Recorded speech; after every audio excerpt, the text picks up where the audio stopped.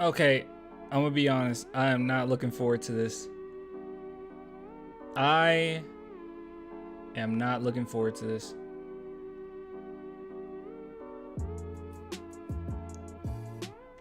All right, what's up, guys? What's up? I'll be honest. I am not looking forward to this discussion at all. This is not gonna be fun. Yeah, what? The Spurs source Eric has or whatever gave the most absolutely promising report I've heard. They are not going to tie a bunch of salary up in one player. They're going to see what they have and go on. I don't even know if that should have been like reported. I know that I know that's what Brian Wright basically said, right? There's a lot to go over. There's a lot to go over. Some of which is going to be very frustrating because I'm sure it's going to be irrelevant after the draft. So let me tell you guys this right off the bat, all right? So a couple things. Number one, I have no tabs up, okay? So busy today, like ridiculous. I was trying to get at least one batch done of merch. I have another batch, but I don't think I'm going to be able to get to that batch. And I'm leaving this weekend. So like, I'll be gone for like a whole week, so it's going. It's like a whole thing. So I have no tabs up, so we're gonna be doing it as we go. I do have notes, so I know what topics to go over. And yeah, I'm just scared that some of the stuff that we'll record or that's from the stream is gonna be irrelevant in like a day or a couple days. But hey, it is what it is. So we got about like 20 topics. I don't know if we're gonna go through all of them tonight, but we have quite a few topics, and I need plenty of videos as well. So yeah, for the next week or so. Why you sad? I'm not sad. I'm just I'm not sad. I'm actually excited. It's just a lot. It's just a lot. Just let me catch up. Let me catch up. Woo. How everybody doing though? You guys doing okay? Oh yeah, LJL. Yeah, I haven't even looked at the article yet. Oh, guys, there's so much Wemby content. I know. I'm not used to this. Usually, I can just find some topics or whatever, or I know some topics to go over, and that's they usually aren't like spoon fed to me like this. But it's so many. Dude, it's loaded. Oh my god. Okay, I don't even know where to start. Screw it. We'll start with that.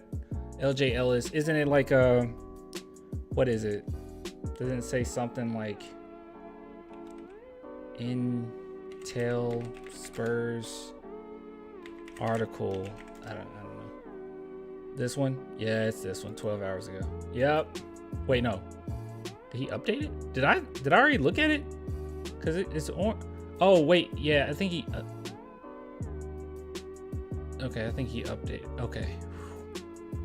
All right. We'll look at this in a minute. Oh yeah. Wemby's teammate. That was a whole thing too. Wemby interview. Dude, we're going through everything. Don't worry. It's gonna be everything. If you miss it, you'll probably see it on the channel in the next few days or sometime next week anyways. Okay. Woo! Actually, I'm gonna get an energy drink. Okay, give me a second.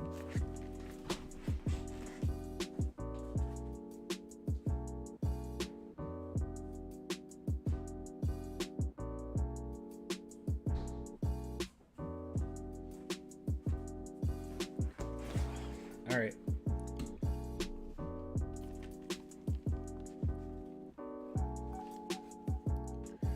Okay, I'm back. Funny enough, guys, I actually got sponsored. Isn't that crazy? I got sponsored. They're not sponsoring this video, but I'll just bring it up. They're sponsoring the live stream tomorrow. This Nerd Focus. They sent me a bunch of these, and they're actually pretty decent. I ain't gonna lie. Not bad at all.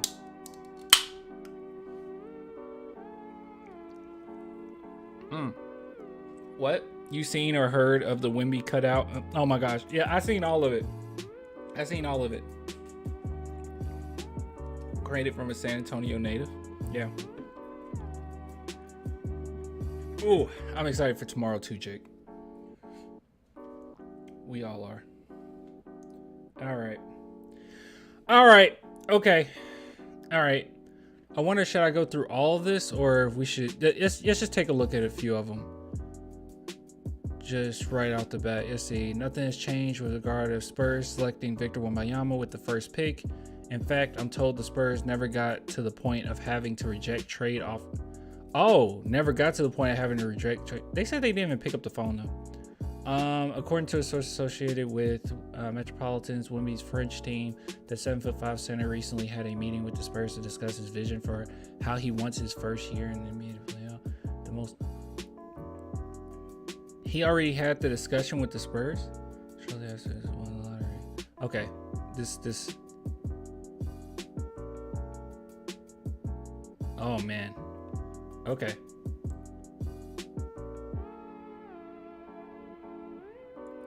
What? Sup Clan got a shout out on Jeff Garcia's Spurs show.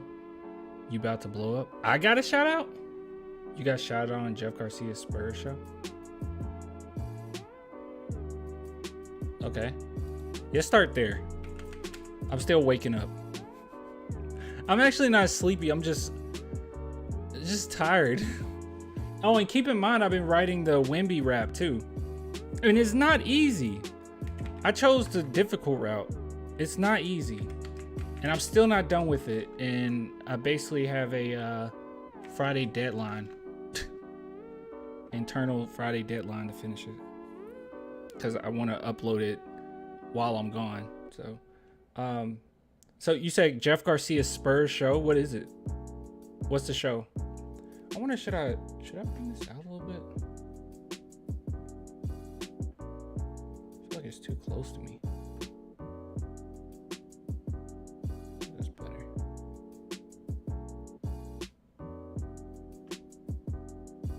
That's better. Yeah. What is it? Give us a desk tour? I ain't none on my desk. Got a cool keyboard here though, as you can see.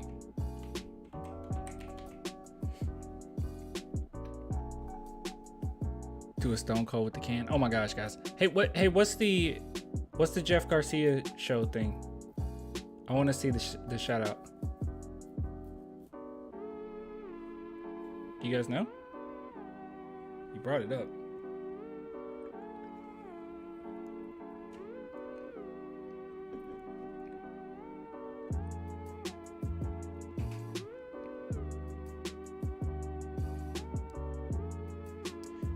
What would I do if I heard that the Spurs trade up for Asar? I would lose my mind. That would be awesome. He's a reporter in San Antonio. I think he does a podcast. Where is it? What up, Clan? How you been? I've been pretty good. Where is it? Oh my gosh, guys, you gotta help me. Where is the Jeff? All right, hold on. Let me call it Locked On. Oh, it's Locked On Spurs on Twitter. On Locked On Spurs podcast, Apple Podcasts, on YT and Spotify. Okay. Locked On Spurs. Let's see. Which I'm assuming is this one 13 hours ago? Let's see. It's NBA Draft Eve. What are some final thoughts heading into the big night? You are Locked On Spurs, your daily San Antonio Spurs podcast. Biggest pick. Jack, welcome back to Locked On Spurs. I mean, can we just give Wemby the cap right now? Do we have to wait till tomorrow night? I think he should have already had it. Yeah. Is it on this? Switch Hill? Yeah, I'll probably get my boy on tomorrow. What? Locked On Spurs. Kim 5 reporter.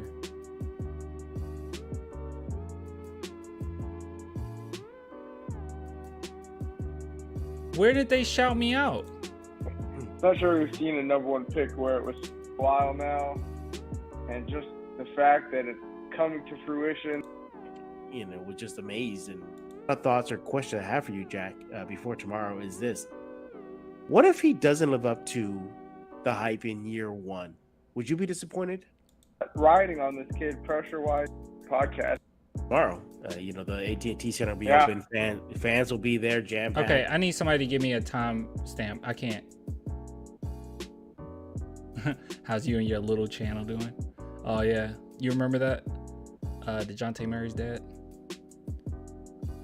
Let's see. What's up, clan? What's up, man? Some of you guys don't know. I had beef at one point with DeJounte Murray's dad. And he said he said I got upset because he wouldn't get on my little podcast or something. It was absolutely ridiculous. First he agreed to come on, and then it was some time that went by, like several months, and I was like, hey man, you still down to, come on? And then he wanted me to pay him money, like a lot of money. Let's see. You know, because remember that was the whole thing with the Spurs. They're boring. They live in a. I need a timestamp. We've seen Kobe Buffkin, the guard from Michigan, Anthony Black, point guard of the future. Yeah, there's also When do they bring up Clan? Versatility and length that would come. they've been, like I said, serving the community for. He's the biggest name in sports across the globe. I think down to, there are. Next season on the feet. Oh, with, yeah. with those Is it sneakers till once they in? drop. But you're talking about your dad now. You're talking about audio. Oh, with, yeah. With those sneakers once they drop. Oh my God! Hey, Is he there a is Jack transcript? Thompson with San Antonio Sports Star. Make sure to follow him on Twitter at Jack_Thompson33. There's no transcript. Talk to us about the Star. Specific changes. Our boy Pledger has his own show now. What's cooking over there? Yeah, like you said, There's no transcript. You said turn on the transcripts. Yeah, I don't see the transcript. Wait, am I missing it? The subtitles. This is the subtitles. Oh, show transcript. Okay. Okay. All right, let's see. Can you search in the I don't know.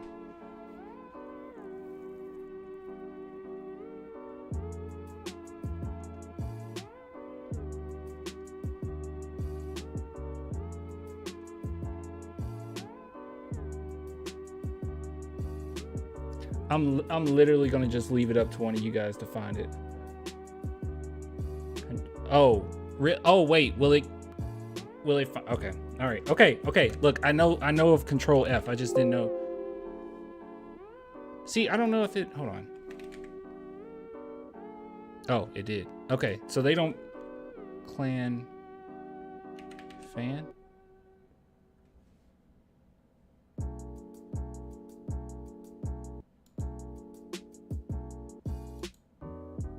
I don't think they shout me out here.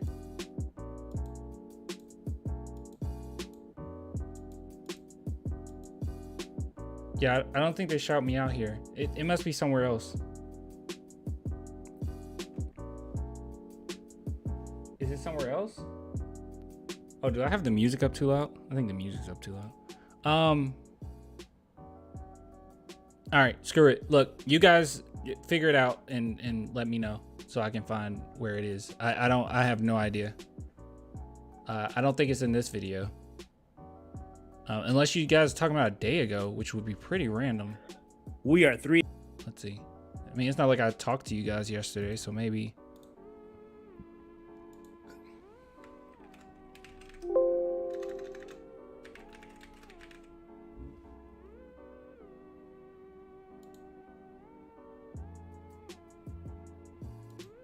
Nope. Not here either.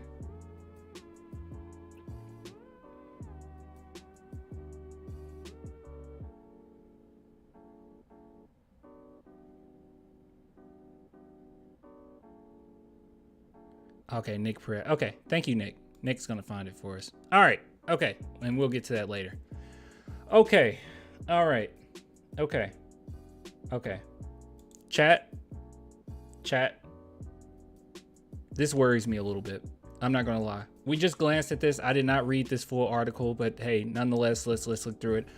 So it says here, according to a source associated with Metropolitans 92, Wembanyama French team, the 7'5" center recently had a meeting with the Spurs to discuss his vision for the future, essentially, and what his first year would look like. And he basically, at least from what this says, is that he wants to play a lot. Shortly after San Antonio won the lottery, I wrote that I thought, this is from LJ Ellis, by the way, he's awesome. I wrote that I thought the Spurs should use his rookie season to slowly but surely build his endurance. I envisioned the Spurs sitting Wembanyama in back-to-back situations when it made sense to try to keep him healthy. However, it sounded like Wembanyama isn't interested in a slow approach. The source explained that Wembanyama was very proud of the fact that he didn't miss a game this season. If he wants to keep his Iron Man streak alive in his rookie season, it sounds like the Spurs won't get in his way. So he wants to play as much as possible. And I don't think that there's like a huge issue here. I'm assuming that his trainer is going to travel with him to San Antonio. He has a really good trainer, by the way. And someone even sent me a book because their philosophy is based on like this very popular book when it comes to taking care of your body, which is pretty cool. Okay, like, a lot of things are put into Wembanyama's health. Okay, which is awesome. But yeah, it is a little rough because where he's coming from versus now is going to be completely different. So I guess it's kind of a give and take because in the French league, it's definitely more like physical than it would be in the NBA, right? I mean, they get away with a lot more. The court is more shrunk. I guess I'm using the right word, right? I'm tired. I'm sleepy. I'm sorry. It's shrunk. So it's a smaller court, and yeah, they're just much more physical. But he did not play nearly as many games and did not travel as much as he would in the NBA. So I guess it's a give and take there, but it does worry me just a little bit because he does come across as a type of player that wants to get out there any means necessary. Now moving on from that, I couldn't even upload this video when I talked about this topic because it's been debunked or at least updated. So LJ says, I previously wrote that the Spurs were playing Wembanyama not to play in Summer League in order for him to rest prior to joining the French national team in August. However, the Mets source said that Wembanyama told the Spurs in a recent meeting that he wants to participate in Summer League. He didn't know specifics, but he says Wembanyama wants to be involved. So that could look like anywhere between the entire Summer League or more than likely, I'm assuming 1 or 2 games. I'm praying 1 or 2 games. So that's what I'm really hoping for. And let's see. Does that mean Wembanyama will practice with the team and play in a game or 2? I'm hoping 1 or 2. Does that mean he will play in all games? Does that mean he'll just be hanging it? It sounds like he doesn't right now. He doesn't know. Most players in Wembanyama's position would gladly sit out Summer League in order to take a few weeks to rest. But as we're quickly learning, Wembanyama isn't most players. Wembanyama is absolutely ridiculous. And I think that he's going to be a player that the Spurs have to protect him from himself, essentially. Not saying that you have to sit out continuously. Look, he's 19. All right. He's 19. He's young. He's spry. He's fine. But at the same time, I don't want it to be like I'm a Cowboys fan, so I always use this analogy. I don't want it to be like a Tony Romo situation, right? Like Tony Romo had all the talent in the world, not on the level of Wemby, right? Nowhere near. But all the talent in the world, but at the same time, he wasn't protected. He was constantly out there. Maybe when he shouldn't have, he should have had more of a running game. It was so much going on with Tony, and they never protected him from himself until it was too late, right? His last couple seasons they tried and it was just too late, and I just don't want the same thing to happen to Wemby where he's just going 150 miles per hour with no slowdown. But I get it. I understand where he's coming from. He just wants to win, and if that's the thing too, guys. Look, we are getting a superstar, all right? And if the superstar, the thing that he wants from the team is, I want to play a lot, that's a good problem to have, right? It's not like we're dealing with, Kawhi when his requests started getting a little out of whack, not just from us, but he started asking of things from the Clippers and Toronto. That's just wild. But this is a good problem to have, that he does want to play a lot. And you don't want to sit him too much during the season. But I do think at some point, maybe as he gets older, I'm not sure, but the Spurs are going to have to try to protect him from himself just a little bit. But that's fine. He's super healthy. He's a really good player, and he wants to win, and I just love that. So, not too worried about it. Not too worried about that. Let's see. Fine. Actually,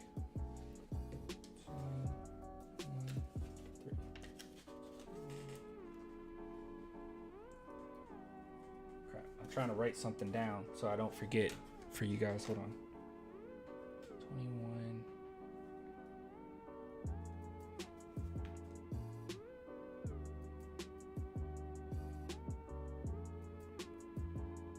All right, cool. You see, Cowboys will never win another Super Bowl until Jerry is gone. Oh, dude, I completely agree. Love your vids, clan. I just combined vids and clan, and that did not sound right. Thank you, Noah. Let's see. Jerry only makes one side of the ball at a time. We have a Super Bowl defense with his second round offense. He does this all the time, bro. Our offensive coordinator shouldn't have been there, but hey, he's Jerry Jones, good old boy, so he gets to stay. Yeah, he shouldn't have been there to begin with. Kellen Moore, that was ridiculous. And it's always like that.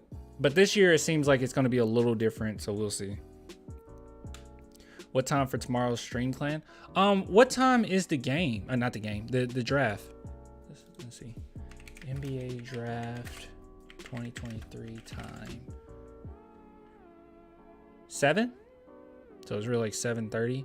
I don't know. You guys think 6 is? You said 8 p.m. Well, I'm thinking Central. You guys think an hour before is fair? Maybe an hour and a half before?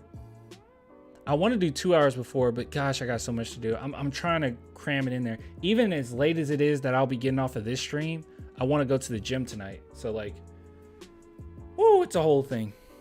It's a whole thing.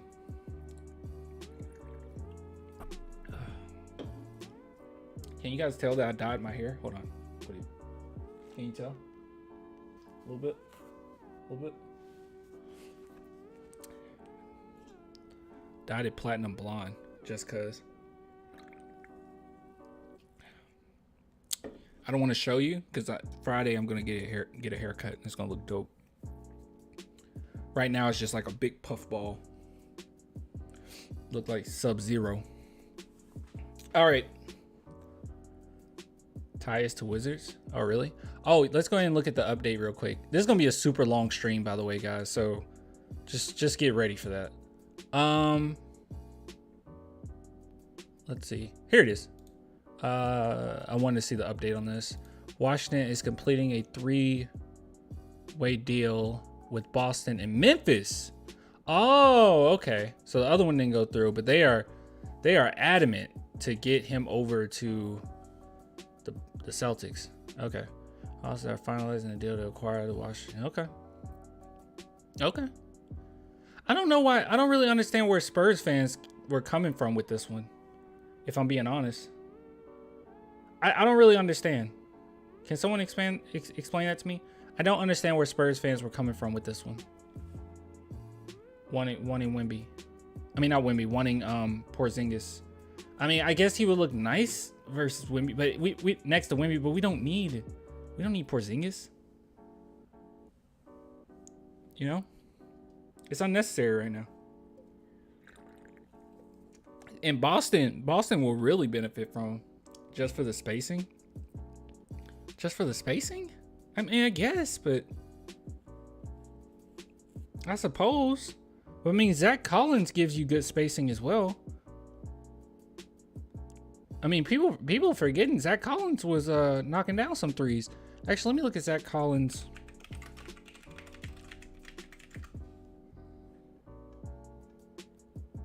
Let's look at Zach Collins last season. Actually, we're gonna go to ESPN. ESPN's a little bit easier to comprehend. Let's see. So last season, 37% attempted, 0.9, 2.3. Yeah, dude, are you kidding me? 37%. Yeah, Collins a sleeper for real. Yeah, he is. That's ridiculous. Yeah, that's what I was saying. I don't quite understand. I don't quite understand why people want to Porzingis so bad.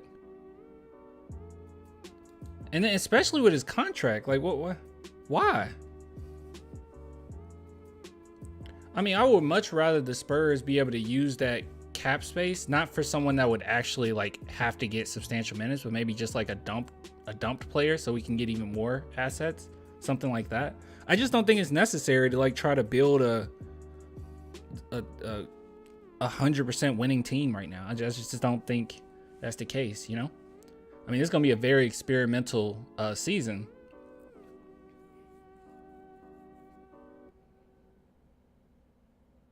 You know? Yeah, Collins more durable and fits. Yeah, like he's a really good player. I mean, the reason why the Spurs were so comfortable with getting rid of Jakob was because their performances, Zach Collins defensively was right on par with Jakob for the most part. Plus, he could shoot threes. Just unnecessary to me. And his contract is like crazy. Zach Collins making nothing. Smart to Memphis. Wait, that's another update? Let's see.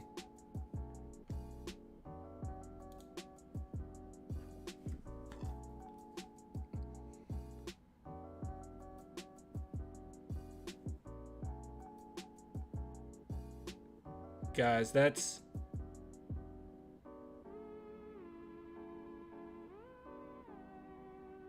crazy.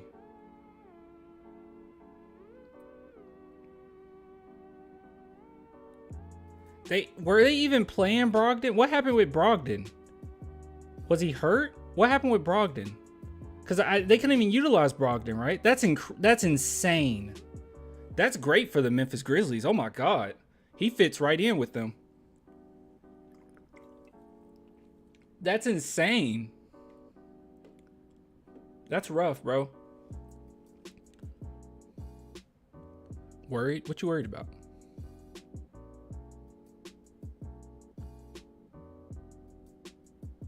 Isn't that crazy? That's so silly. New update? There's another update? There's not another update. Let's see. There is another update. The Grizzlies have been searching for a tough-minded, playoff-tested veteran for the young roster and landed him. That's insane that they have to keep Brogdon, but that's crazy. Oh, this is a good point too. Marcus Smart, the Dylan Brooks replacement. He's a really big like replacement. That's insane. That's a really good pickup. Like, that's a really good pickup. Wow. Where do you think Dylan Brooks gonna end at? I have no idea. I think the smoke is gonna have to clear first, you know? Celtics won, but Memphis needed a guard that could be a bad guy. You said Celtics won? I mean, I don't know if anyone like lost. What was it? Hold on, I forget. Was it 3 teams or was it just 2? Oh crap, another one. Chris Middleton has declined his $40 million player option with the Milwaukee Bucks to become a free agent. Dang. Middleton opts out. Dang. Okay. We're getting some crazy updates tonight. Let's see. They said it was a 3-way. Okay, the Washington Wizards. I wonder what the Wizards got. Oh, the Wizards got Tyus. Okay. Is it that simple? The Wizards got Tyus. Memphis got Marcus Smart, and Boston Celtics got Porzingis. Wizards had to ask for more than that. It got to be more to this. There's no way the Wizards just...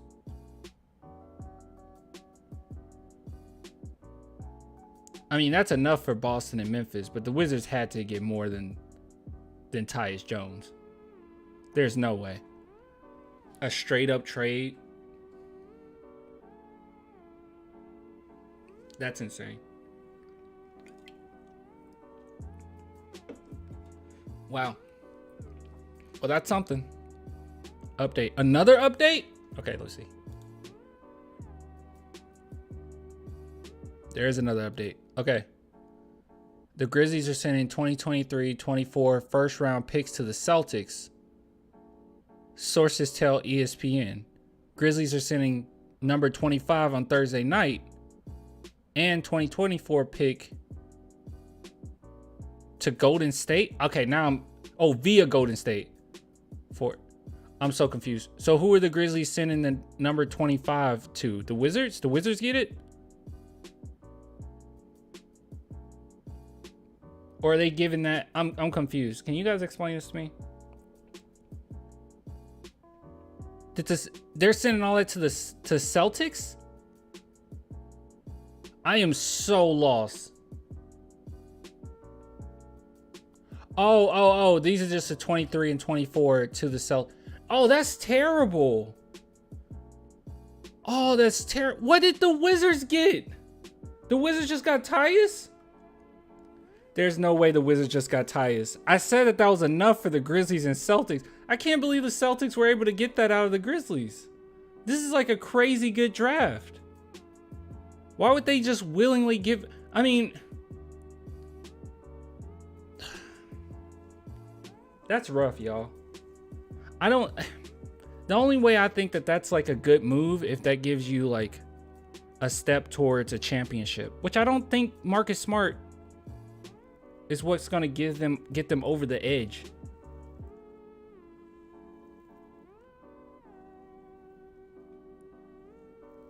Now you know why I said Celtics won. Oh yeah, dude, easily. The Celtics just got rid. Are you kidding me?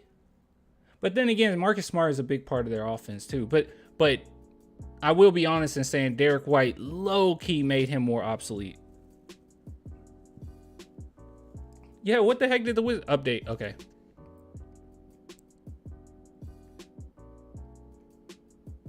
Oh, okay. So Middleton probably will go back to the Celtics. A return to the Bucks or a new deal remains a possibility for Middleton. I don't see why he would leave. Smart's decision making and shooting in the playoffs cost the Celtics many games too. Oh, okay, well that's true.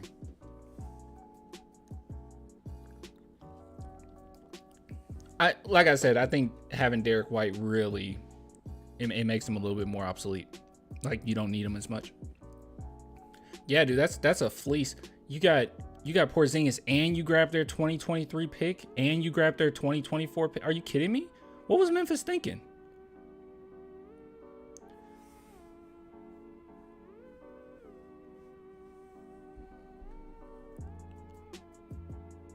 I just got my hoodies. Thank you, clan. You're welcome. Thank you for supporting the channel. But I'm going to be completely honest. I feel so guilty because there's so many orders right now that I'm not going to be able to get to anytime soon. And that makes me feel bad. Like even behind me right now, I have quite a few orders that I have to print. I have to print a what's it called for? Label. You can see right here. This is my little label. Wait, you can't see it. This little thing. That's why I print the labels at. And I think I have. Okay. I was scared for me. I was like, am I running out? No, I'm not. But yeah, that's where I print my labels out. So. All right. Okay. Let's go to the next Spurs thing, I guess. Is that it? That's it for now. All right. If anything else pops up, you guys let me know. Crap, my phone dying.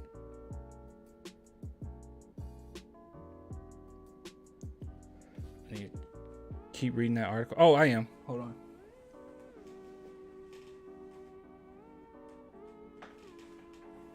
All right, let's plug this bad boy up. keeping my phone right there. All right, guys. All right, let's look at the next thing.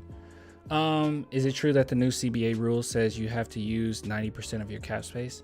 I'm not 100% sure. What I do know though is the new CBA is going to be great for the San Antonio Spurs. Like they're trying to just prevent super teams, and we never had that problem, so we're good. We are good. Hopefully the entire league looks something more like the Nuggets. All right, let's see here. All right, you said keep reading. Let's see.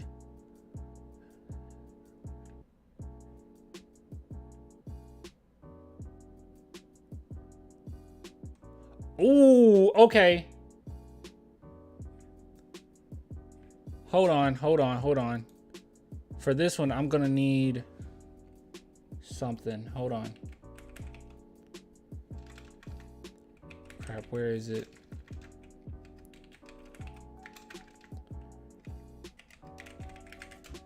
This is a big deal, what I just read. Hold on.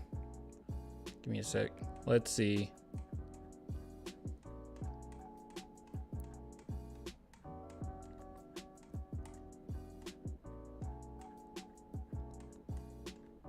Where is it? Guys, I got so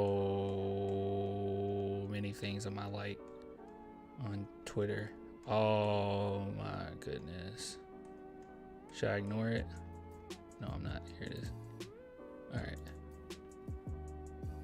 Okay. All right. This is actually a huge deal. This is a big deal. I love to hear this. We literally have talked about this so many times already. And this just makes me feel validated. So you guys remember the trainer in which we talked about him quite often, his personal trainer, and apparently the Spurs are open to hiring him. So that would be absolutely huge. And when people worry about whether or not Wembanyama can stay healthy, which I'll talk about that in a second, this guy, I think he's going to prevent some injuries. Okay. So it says Wembanyama famously has a group of trainers he uses to put himself in a position to stay as injury free as possible. I'm told the Spurs are open to the idea of officially hiring a few of his trainers. Discussions on those trainers will reportedly begin after Wembanyama is drafted by the Spurs on Thursday night. By the way, let me say this too before I talk about the injury thing that people always bring up. Can we just be real here? Wembanyama's request thus far for the San Antonio Spurs has been awesome.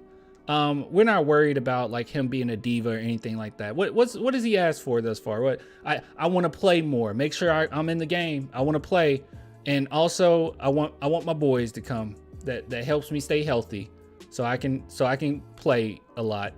Like he's so awesome. Like oh my god, he's so mature. I mean, this is a huge prospect, man. Like this is LeBron level of fame coming into the league right now. It's absolutely insane. In the NBA, I know that they're clamoring for their next like face of the NBA. For some reason, some players won't get it as much. Like I think Jokic probably deserves it. He doesn't really get as much. But the NBA is going crazy over Wembanyama. Wembanyama. Jeez, everybody says pronounce the N. I try, okay? Wemby. So this is great. Also, what I was gonna say was when it comes to injuries, I'm never really worried about that. I think it's overblown constantly. Like people bring up like big men always have a problem with injuries. And when you really look into it, like if you go back and you look at big men from like the 80s into the 90s, it was semi a problem, but it looked as if their durability went about 12 years, 10 to 12 years, give or take. Not great, but sports medicine has improved tremendously since then. I mean, a guy like Porzingis who does struggle like with injuries pretty often. I mean, we got Spurs fans talking about how they want him on the team, and other teams saying, man, it'd be so great if we got Porzingis. And Porzingis has issues, but modern sports medicine and newfound trainings has really helped him. So I don't really see the problem here with Wembanyama.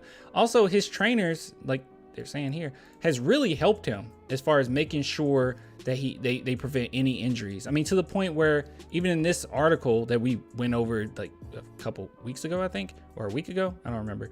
But even in this article, they bring up how Like some of the things they have him doing, like when he's on the bench, he's constantly moving. He's constantly working on other different parts of his body. Just great stuff. Just really good stuff. But yeah, I don't know. I'm kind of babbling at this point, but yeah, I'm not really worried about injuries at all. And this is a really good sign. And we kind of figured that they would allow his trainers to come anyway, right? Like, I don't think anybody disagreed or thought that wouldn't be a thing. But yeah. As long as his feet are healthy. Yeah. The dye job looks nice, Clan. Looks good on you, bro. You rocking it. Thank you. That's so nice. Yeah, we're gonna get to the JJ Redick thing. I haven't seen any of it. Yeah, hire his trainer ASAP. Yeah, like easily. Like, yeah.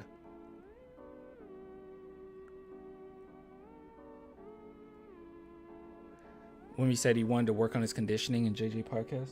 I wonder how long is the, I don't know what I was reaching for. How long is the discussion? That's what I have a question. Oh.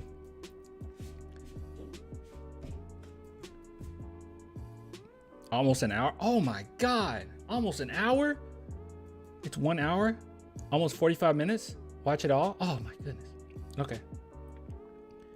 You can skip like the first 10 minutes. Okay. We're going to skip the first 10 minutes. All right. Let's see. Reading over this article. What else is here? Source code says the front office has already reached out and spoken to officials.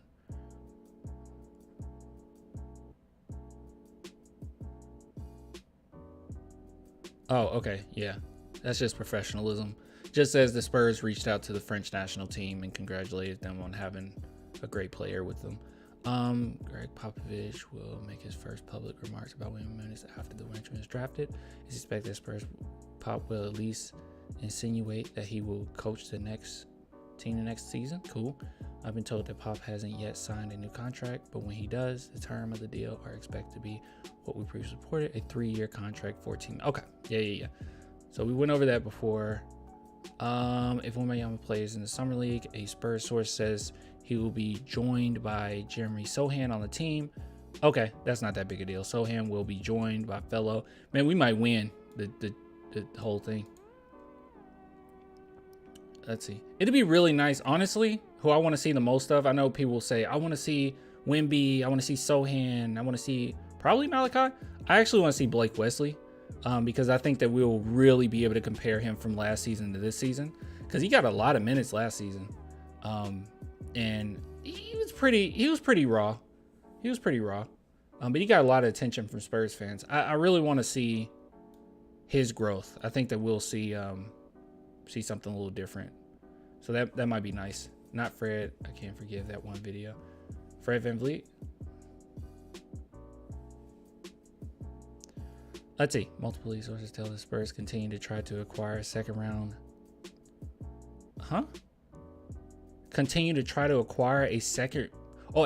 first round draft pick. Specifically, I've been told that Spurs offered up future first round picks in an attempt to move up in the lottery, which obviously they would. If the Spurs do make the two names I continue to hear most of is Danny Black and Kobe Buffkin.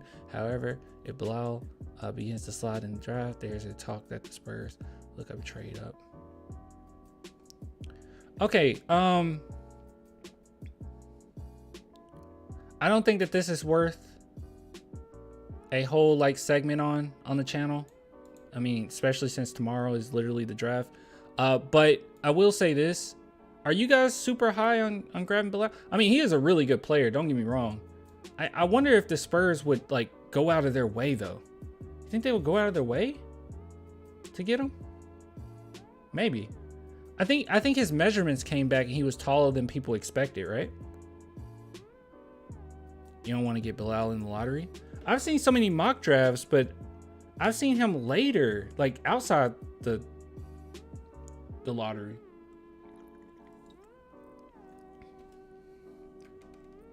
Don't need another wing? What you mean? We most certainly need another wing. His measurable. Crazy how a lot of Spurs young players are available to still play in the summer league. We could trade 2 seconds for him. You think that's enough? I don't know if that's enough. We already know the Spurs are going to get rid of their 44th. Like, we know that, right? Like, we all know that. That's been reported, that that's what they're looking to do. We need a center. No, we don't. Not right now. No, we don't. We got Zach Collins, and we have brain just went blank. Oh my God. We just signed him to a deal. Oh my goodness. He got injured at the end of the season. Oh my God. Help me. Help me, chat. I'm sleepy. Bassy, thank you. Yeah. Yeah, him. Yeah. Whatever makes Wemby happy. He's a nice athlete, but needs development with his jumper. Wembanyama has a really nice jumper. I think it was just more inconsistent because he was like experimenting with so many different things, which we looked at an interview on that, and he talked about that a little bit too. That French interview. Marcus Smart just got traded. Yeah, we went over. We saw it. Wait, did anyone ever find? They said that they were gonna find where I got shouted out at. Did you ever find that? You said Jeff Garcia's show or whatever. Did you ever find it? Update. Oh, another update? Okay. Let's see.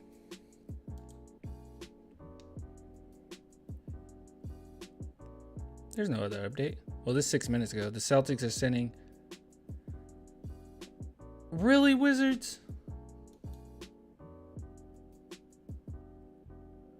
Is anyone else saying that this is crazy? Yeah, see?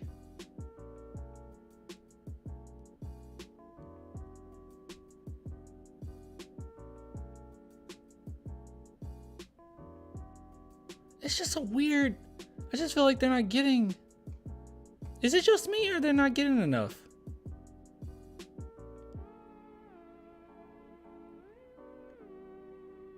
I mean, how the heck did the Celtics get rid of Marcus Smart and end up with like so much?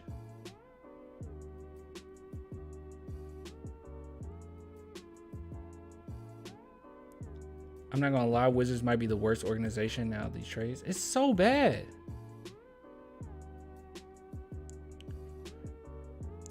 We'll do the interview in a minute. Hold on, there's more to read here.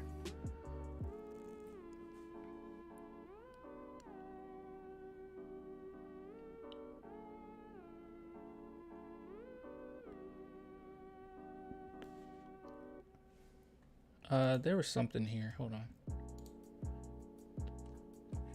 I do recall this one. Actually, let's just move this all the way up.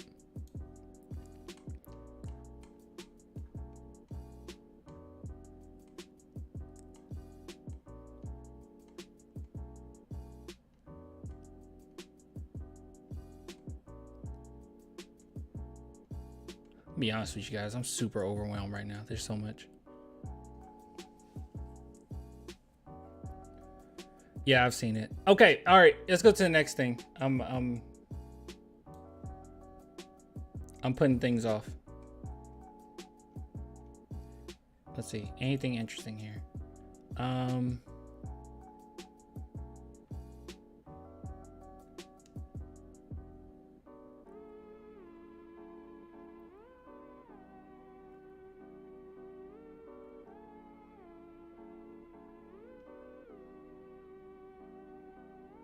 Who? What? A source employed by Overtime Elite told me. All right, let's see what this says. All right, so a source employed by Overtime Elite told me he was very disappointed that the Spurs got the #1 pick because he was convinced that the Spurs were the one team that was all but guaranteed to pick one of the Thompson twins. Even if San Antonio would have gotten the second pick, he believed the Spurs would have picked Amin. Amin at that spot. He also believes the Spurs very high on Asar. Okay, that's interesting. I already told you guys, like, when it comes to the two Thompson twins, I'm bigger on Asar than I am Amin. Even though I know Amin's like stupid, like his potential stupid high, and I don't I don't blame any team for taking him beforehand. It's just that now that I know that we're getting Wemby, I am way more comfortable with just taking Asar than I would be taking Amon. Like, I think that he utilizes his skills much better. I think he utilizes his body much better on the defensive end. And I think that he's not that much worse than Amon at all. I think people just look at the athleticism, get super excited.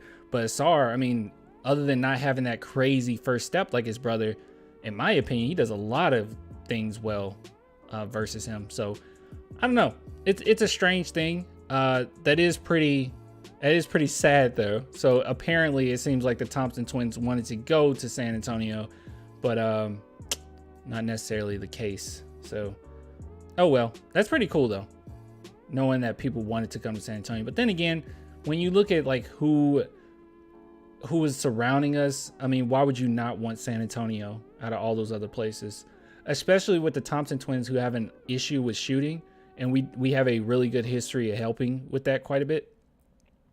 Yeah, I think that's a L. That's definitely an L for them, I guess. Oh well, we'll see where they land. That should be interesting. You said an update?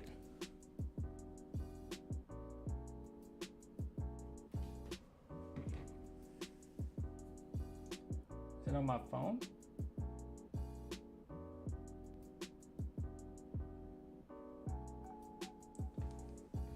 I don't know. All right, let's see this update.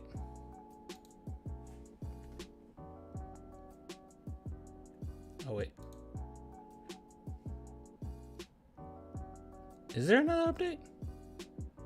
No, there's no other update. No update. Oh, okay. All right, let's see what else is on this article. Let's just get through it. Let's see.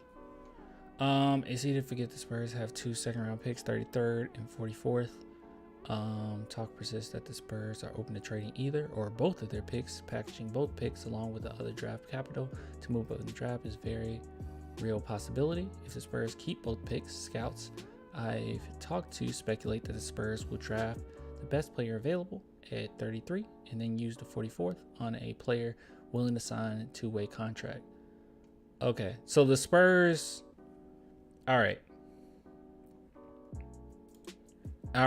okay, all right. So what we speculated before was that the Spurs were going to go after a point guard regardless, because we all know that Trey Jones, that's not necessarily the real deal, right?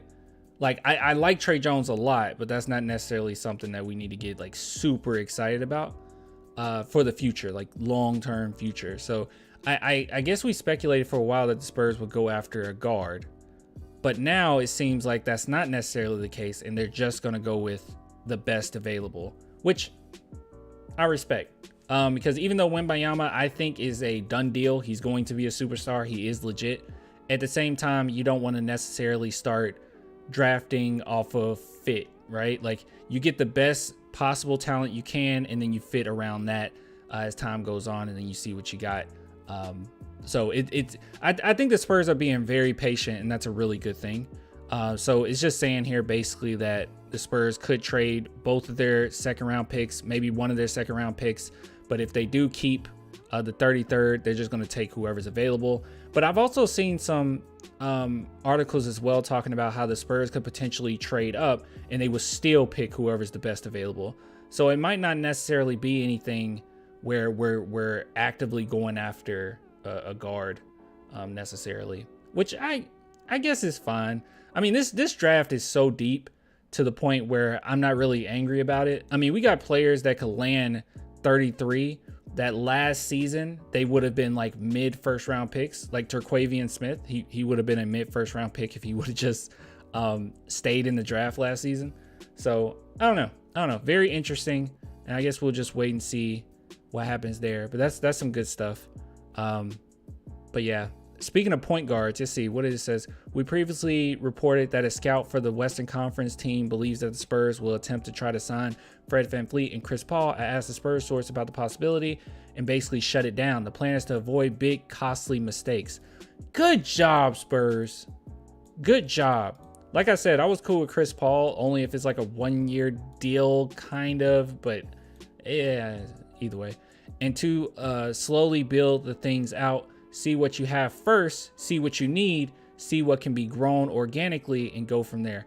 Dude, you know, one thing that we don't get enough credit for is if you look at the Spurs rosters over the last few years, it is not normal to have guys that you drafted several years ago still on your roster, let alone starting on your roster. That is not normal. Most teams, these guys are long gone. They've already been traded, waived in the G League. But that's not the case with the Spurs, man. We get players in like years, we get the most out of them before they leave. Like Lonnie Walker, I think if he was drafted by any other team, he would have been off that team earlier than he was with the Spurs. That's just my thought on it. But gosh, I love the Spurs, dude. Great organization. Let's see. And then here's hold on. Okay, that might be for like another. Should that be? I don't know. You see, video have circulated on social media recently showing former Spurs lottery pick Joshua Primo playing basketball once again. Would the Spurs consider bringing him back? No. A Spurs source told me that page has been turned. That's what I was saying. Yo, this is what I was saying. This makes the most sense. Yes, you don't. It's like similar to this, right? Like I saw some people, I saw so many idiotic comments, dude. Oh my God, so many stupid comments after I commented on the Primo thing, okay? Let me just try to break it down the best I can, okay? I said he deserves a second shot only because I believe everyone deserves rehabilitation and a second shot in life. Doesn't necessarily mean that he deserves a spot in the NBA or anything like that. I'm not saying any of that. But what I am saying is he deserves a second shot in life. He doesn't necessarily deserve a second shot in the NBA or with the Spurs. I definitely don't think he deserves a second shot with the Spurs. I would not give him a second shot. For what? Because he's talented? Like that's where our morality lands? That's absolutely insane. It would be like if you have a Walmart employee, all right? He's a cashier at a Walmart, and he's accused of sexually assaulting his coworkers, blah, blah, blah, right? And that comes out, and you get rid of him.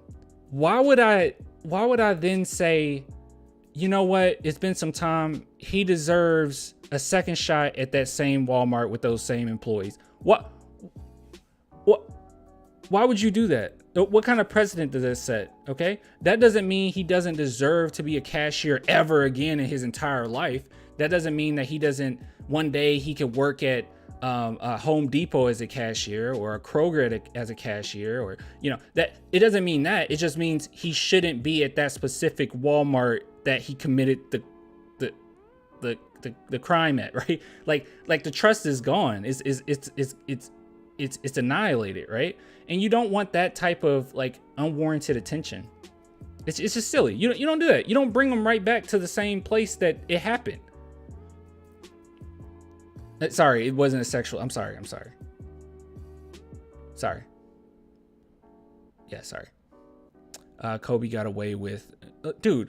Well, I don't know what your point is. I can't really elaborate.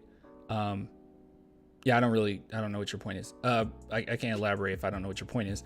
But I will say this, okay? When we try to compare this with the Kobe situation, can I say this? I think this is very strange because I've seen some people say, well, what about Kobe? Kobe got a second shot. And it's so strange, okay? So with the Kobe situation, consent was like a lot of he said, she said. It was pretty like ambiguous at times. It's hard to tell. It's always pretty tough with those situations, right? Like, okay, there's a question there. Who knows? I don't know, right? And also I didn't necessarily look at like all the details of the Kobe stuff, but we know that what it was about, right? But with the Primo thing, is there any question of consent at all? Is there any question of consent? Any? You don't bring them back. Is there any ambiguity with the Primo situation? I don't think so.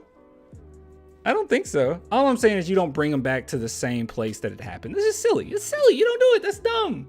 That's dumb. Maybe he'll get a shot somewhere else. Maybe you don't take him right back to the same place. And the Spurs gave him the keys, bro. Like they were putting him. It gave him the keys. Oh, and one last thing I want to bring up, okay? And this is where I say I call BS, because I got comments like this too, saying that, well, Primo was a kid and he's a child, and you know, children make mistakes and he grew from it. Whatever. Okay. First off, everything from his camp sucked. Okay, after it happened, it was absolutely terrible. I won't go over all the details, but the stuff that they said was insane. The stuff they said was insane. But also, Primo was very mature. Okay, Primo was very mature. I have a very hard time believing that he didn't understand his position in the organization versus the therapist's position in the organization. He definitely had more power. I don't know. It's just silly. It's dumb. I don't agree with any of it. So, Primo did it more than once too, which is why it's crazy. It was like insane, bro. All the reports of like him doing it at the hotel as well. Like, come on. Yeah, come on. Terrible. Wow. All right, so there's like, no, Spurs will not be bringing them back. That's a really good one. You gonna be going live for the draft tomorrow? Of course I'm going live for the draft tomorrow. All right, you guys said it was an update. Let's see. Sorry, I had to kind of rant a little bit. Oh, yeah, it on. Let's see.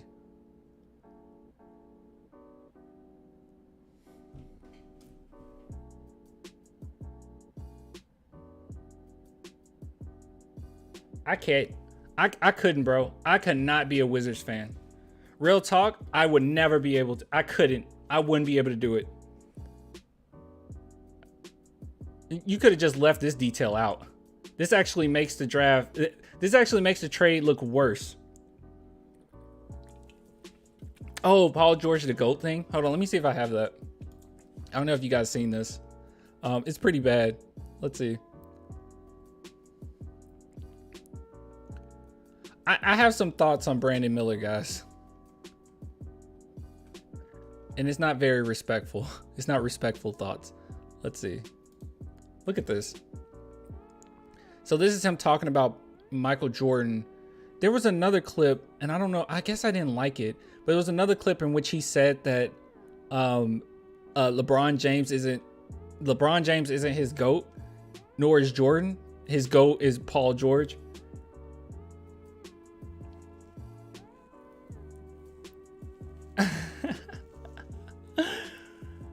Oh, insane. Victor, please. Victor, please. Oh, yeah. Dude, that was ridiculous.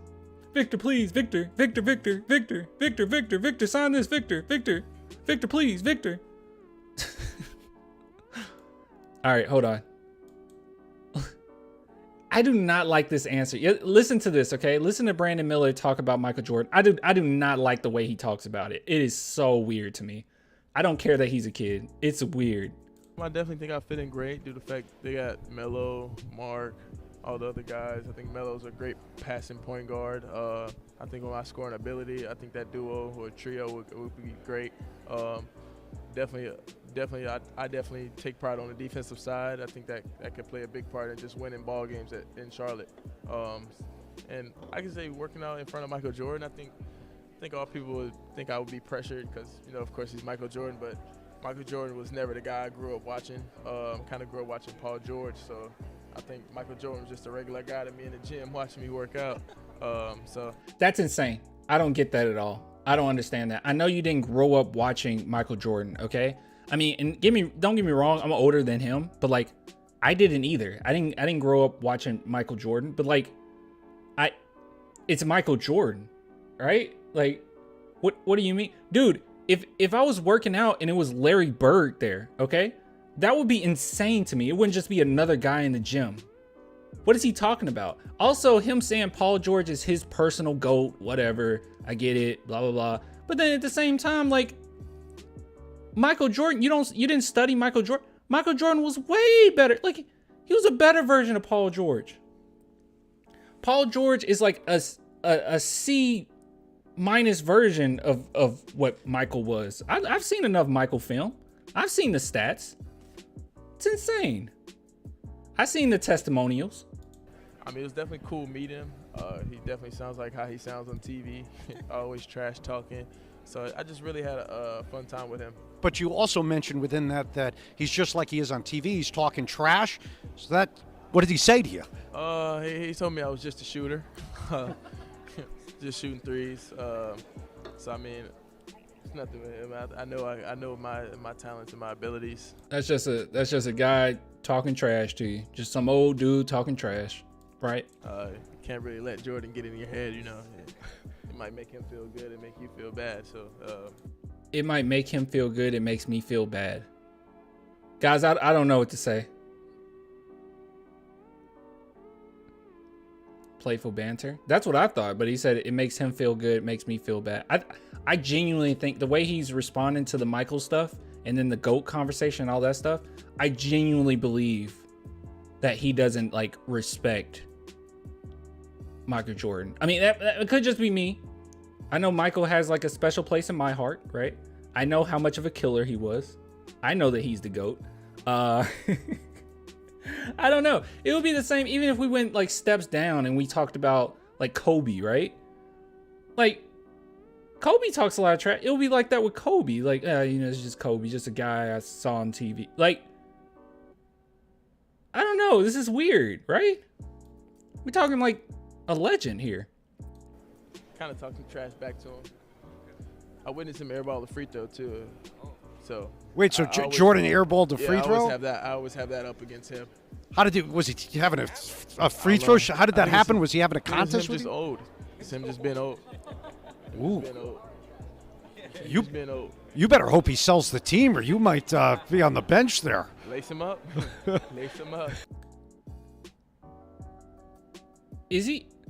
I don't know, man. I don't know how I feel. Is he close enough to Jordan to even make that statement? I mean, that's playful. He's just old. I guess. I don't know.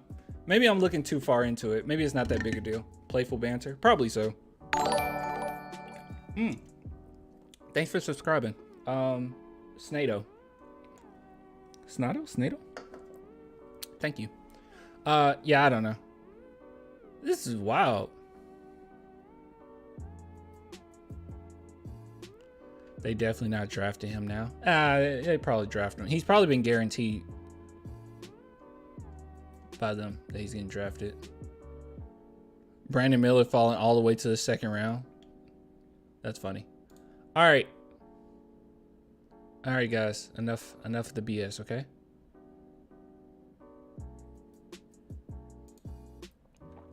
Let's see here.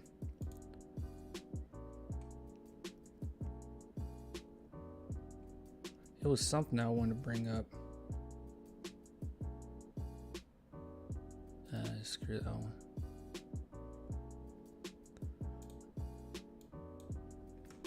Okay. All right, what the heck? This seems pretty wild. Have not watched it. Already liked it. Let's see. Let's see what he's talking about. Apparently, Vic believes he should be Rookie of the Year, and he hasn't even played yet. The audacity of this kid. I'm not even a rookie yet. I don't know how it works over there in the NBA. I want to learn how it works, and I want to learn how to win as quick as possible because, I got no time to lose. But for now, I don't know anything. Yeah. You want to be Rookie of the Year? Of course. Yeah. You think you will be? Yeah. Yeah. Oh, that was leading. That was leading. Of course he believes. Of course. I thought he was gonna say it on his own. No, you kind of fed him that one. I do like his mentality though. Like I think Wembanyama really knows how little he knows, and I think that's a really good mindset to go into the NBA with. Like he's stupid confident, but there's no amount of I know there's a thin line between arrogance and confidence, and I know people often say, well, he's not arrogant, he's confident. Most of the time we can't really tell the difference if we're just being honest, but it's not a level of entitlement. I think that's the better term when we're talking about guys that come into the league that are going to be stars. There's no level of entitlement from Wemby. Every single interview I've seen from him is constant introspection, trying to get better, knowing how little he knows. It's just great stuff. And he does have a lot of confidence here. I remember in one interview, this is several months back, where he said that if he didn't exist, he thinks Scoot Henderson should be the #1 pick. Like he has some cutthroat mentality to him. And I think that he doesn't get enough credit for that. I mean, we even got his coach that was in the French league saying that he reminds him of Kobe Bryant, which is insane. Okay, absolutely insane. Funny enough, if I were to say that, I think a lot of people would have judged me. I don't know. I did it with Primo, but people said I was right, but in the wrong way. So I don't know. But this is great though. Isn't this great? Chat? Wemby is humble, but with an ego. Yeah. It's kind of like Pop, right? He should gel with Pop pretty well. Pop has a huge ego, but he's also humble. He's always trying to learn. He's never comfortable in one spot mentally, like ever. Every time I see Pop is always him evolving his way of thinking, opening up his mind to different aspects of the world. His analogies in basketball are always great. You remember when he was talking to, no, actually he didn't say this. It was DeMar DeRozan that said this, that he, at one point Popovich showed them a Penguin movie to try to relate that to basketball and show that how penguins all work together and you have to do the same. Corny, but awesome, right? Good stuff. Any other thoughts about this, chat? Scoot and Wemby. I think we can throw that out the window. I don't know. Tony Parker's confidence. Tony Parker's confidence went a tad too far sometimes. Do you guys remember that series? Oh, was it against the Thunder? It was a series that Tony really made me angry. Like really made me angry. And I think he took a lot of shots at the end of that game, like in the fourth quarter, that should have went to Kawhi. It was very frustrating. And I can't remember when it was. So frustrating. I don't know. You said why is Scoot in my thumbnail? Shoot, we can jump straight to that if you want. Let's see.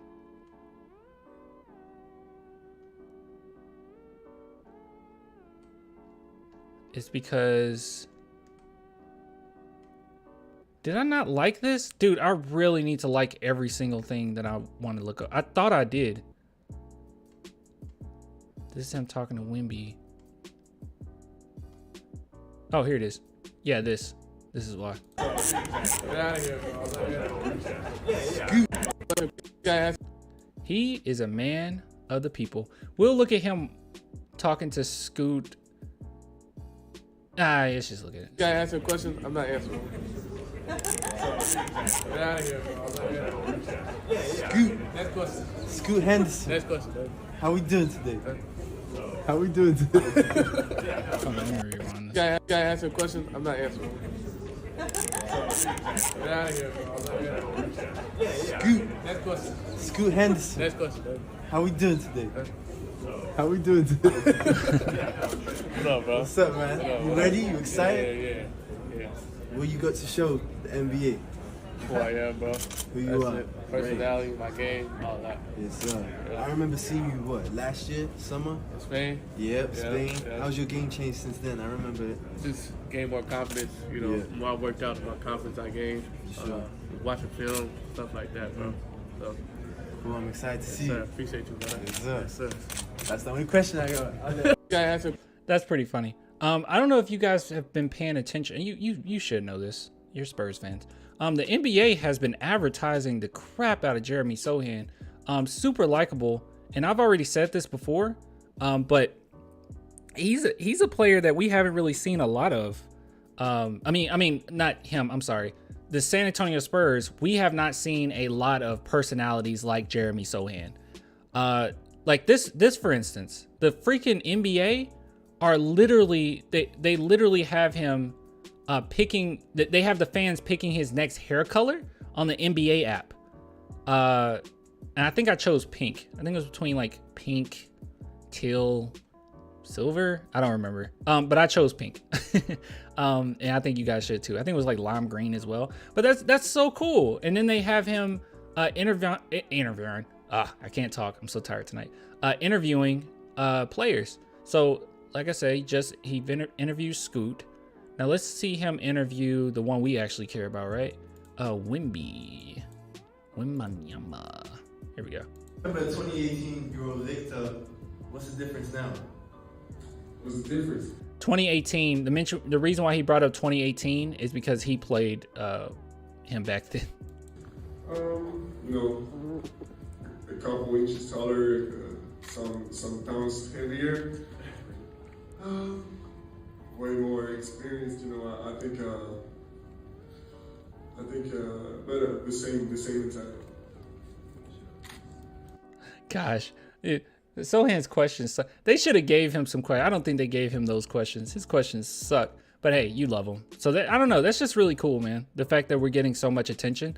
And let's just be honest, bro.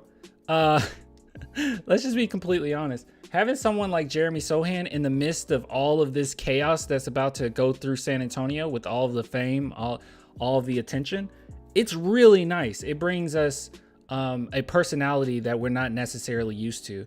Like, we've had players come in and out with certain personalities that have been, you know, pretty nice or different or whatnot, but nothing quite like this. Like Lonnie Walker, you know, his personality was, you know, a little out there with the hair mostly. It was more of an aesthetic with him. Personality wise, I don't think the NBA clamored to that. I mean, I think Manu Ginobili had a great personality, but it doesn't really speak to the media. But having someone like Jeremy Sohan, he's given us a lot of attention along with getting Wemby. It's really cool. It's really cool. You see, Ruru says Wemby carries himself well. He seems to have an old soul. Yeah, that's a really good way of putting it. He does have an old soul. Very, very introspective. I like that. Any other thoughts about Sohan? Sohan should get Wemby. I don't know why she just. Sohan should get Wemby cut. That'd be fire. Get a Wemby cut. I don't understand. Get Wemby to dye his hair. I don't know what we're talking about. Primo is very mature for his age. I mean, no, he is mature. He just has an issue. He just got an issue, a disorder. It's pretty mature though. I hope Jeremy and Wemby stay on the Spurs their whole career. Shoot, how Sohan talks, he has no intention to leave. Spurs players don't leave as much as we like, as much as the media plays it up, okay? Or not media, but like Spurs fans play it up. The Spurs Twitter in particularly, okay? Guys don't leave as often as they say they do. They don't. We're a rarity in the NBA in which we have players that been with the team for a very long time. I guarantee you look at any other team and see who they drafted years on end. We can go back to when Keldon was drafted, right? And look at that draft and go back to the teams and see if those players are even playing on that team or if they're even still on their teams. Like, the Spurs do a really good job of getting the most out of their players and keeping them as long as possible. So I have no doubt in my mind that they won't fumble Wembanyama. Very competent franchise. Anything else? Are you in a Spurs? Are you in a Spurs Twitter clan? I'm on Spurs Twitter, I guess. Keldon would have been. Oh wait, I'm on Twitter. Is that what you mean? Like group? Oh no. Actually, here, I'm gonna sing you something, chat. Okay. I'm gonna sing you something. This is the group chat. I actually do have a group chat, and you know this is gonna be uploaded on YouTube as well. Link in the description. People on YouTube. And for some reason it doesn't work. That's fine. But I'm gonna go ahead and drop it Hold on. Invite people. Wait, that's not right. Make sure I can get it.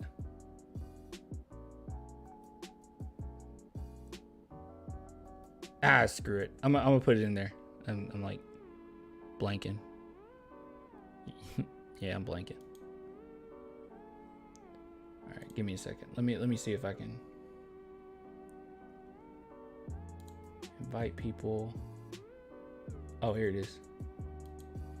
All right, I copied it. Let me put it in the chat. There you go. Oh, we both, okay.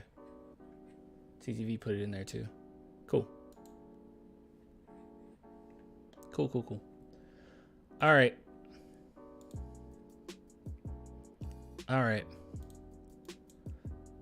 Okay. All right, chat. Next thing on the agenda. Okay, next thing we got to talk about this. So apparently, Stephen A said something really stupid. Okay, surprise. Stephen A said everyone is fawning over Victor Wembanyama just because he can dunk. Absolutely insane. And it was brought to my attention that this isn't the first time that he's done this. He also did it with Luka Doncic, apparently. I'll be honest, I don't watch any ESPN because it's really stupid, like really dumb. Like it's not even, it's not informative. It's nothing. It's just gossip now. It's just guys giving their opinion and oftentimes just trying to get clicks by just having a controversial opinion for the sake of having a controversial opinion. Okay, so I do not watch ESPN at all. I don't even watch Undisputed. I mean, I haven't watched Undisputed in a long time. It's like every now and then I tune in. It's a certain topic. But yeah, I don't even watch that. But this is why stuff like this, absolutely dumb. So let's see what Stephen A said here. Or well, I think it's just JJ Redick responding, actually. I think what makes him so unique is not the dunking, Stephen A. That's not why people are fawning over him. They're fawning over him because he went to a historically bad club in a top 5 league in France, or a top 5 league in the world in France, and he took that team to the second best record in the regular season, lost in the championship game, led the league in points, rebounds, and blocks, plays like a guard, shoots one-legged threes, follows his own dunk. Like, it's not just that he dunks, it's that he does everything else. So those guys, like, we don't know what Chet Holmgren's gonna look like. I'm high on Chet Holmgren. Sean Bradley, there's a completely different player. He's so unique in what he does. I think what Okay, so yeah, he's just exactly. I don't know. There's nothing to really add to it. Recorded on a phone. Yeah, somebody recorded on the phone. There's nothing really to add to it other than, yeah, that's just really dumb. That's just a really bad thing to say. And I'm just not shocked. I don't even need the clip of Stephen A saying it because I completely believe that he said it because he's Stephen A. But yeah, no, JJ Redick's completely right here. I don't, anyone that has that type of take, I don't know what to say to you, dog. Like, he's legit. He can do everything. On the offensive end, I mean, he plays like Kevin Durant, and on the defensive end, he's like a top tier defender. Like, it's like, there's no comparison here. And then his competitive drive is just ridiculous. His mindset is ridiculous. Yeah, it's just not really many flaws as a prospect, really. Like, actually no flaws as a prospect. I mean, one thing that I did question initially was his ability to pass out of double teams and his ability to facilitate a little bit better. And I kid you not, watching the playoffs, I had no concerns at all. Not anymore. Watching him in the playoffs, he definitely worked on that part of his game. So the sky's just the limit with him, dude. He can do just about everything. And I know that it's really easy to look at highlights and get super excited, but I watch these games. I watched quite a few Wemby games, and I have to say, he is legit. He is legit. Even in the playoffs where his shot wasn't necessarily going the entire time, right? There was times where it wasn't the best, but I have to say, he adjusted well. He changed his role as the series went on to get to a championship game. So he's legit. He's legit. And saying that, that's just a way of, I think, just getting clicks. But then again, foreign players are often disrespected by, you know, these types of guys. on like ESPN, Undisputed, all that good stuff. I mean, they disrespected Jokic for the longest, and I feel like they're just now getting better at that. But man, oh man, they disrespect players, foreign players, super often.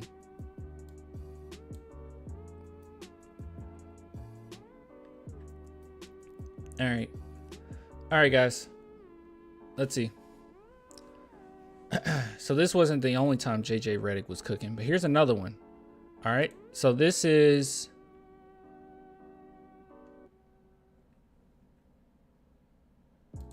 all right, guys, here's another one. Okay, I haven't seen this at all. So Victor Wembanyama addresses concerns about handling the grueling NBA schedule. This is actually something that I could see as a concern. By the way, when the heck did he do all these interviews? It's only been like a couple days, and I've seen him with like 3-4 different outfits. I don't know, when did he do this? Okay, so let's see what he has to say here. Haven't watched this at all, but this is on ABC News. This is ridiculous. He's everywhere. All right, let's see. And this was a concern of mine because obviously coming from the French league, like the whole point of his last season was to be be on a team where he wouldn't have to play as much, and then on top of it, be able to work on his body and everything. So let's see. Good Morning America is like 5 a.m. Yeah, that's crazy. All right. There have also been some who look at you and go, are you ready? The day in, day out, the grueling NBA schedule. They could think that because they don't know my work ethic. I know how I work, how we work with my surroundings, with my environment. You know, I could never have any doubt. And so when someone says bulk up, why? What for? You should tell others to skinny up. There have also dang, dude, he's so confident. It's absolutely ridiculous. Yeah, he's absolutely right. It's so strange, man. Like, people have this really weird, and I understand, and actually I won't call it weird because I think it's pretty natural for us to do this, socialize basically to do this. Like, we see appearances and we automatically assume so much. Like, you look at Wembanyama and you say he's skinny, and then you automatically say, oh, he's fragile, oh, he's frail. And that's not necessarily true. You can be skinny with a lot of strength. Kevin Durant has more strength than people realize, right? Like, you can be skinny with strength. Just like they do with Jokic. Like, Jokic is a little heftier, right? And people will make the argument that he's not ready or something. Like, I don't really know what they're like. When he was going to the finals, actually during the playoff run, it was so many people just saying, Jokic, man, he's out of shape.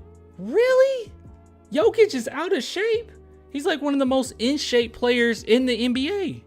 Easily, but people just see appearance and they automatically assume, which is it's normal to do. Like I said, it's usually normal, but I wish people would challenge that a little bit more, you know, like internally. Just challenge it. Just challenge it. Skinny up is the new phrase. Make that a shirt, clan. I might. It gotta catch on though. It might. Chet has a worse body type than Wemby, to be honest. See, Chet's a little different because I think that I could be wrong. And if you guys want to correct me or somebody in the comments, because I will upload this to YouTube or whatever, you want to correct me, that's fine. But I believe Chet Holmgren, he can't build muscle, right? Isn't that like the issue with him? Like, his frame is going to prevent him quite a bit.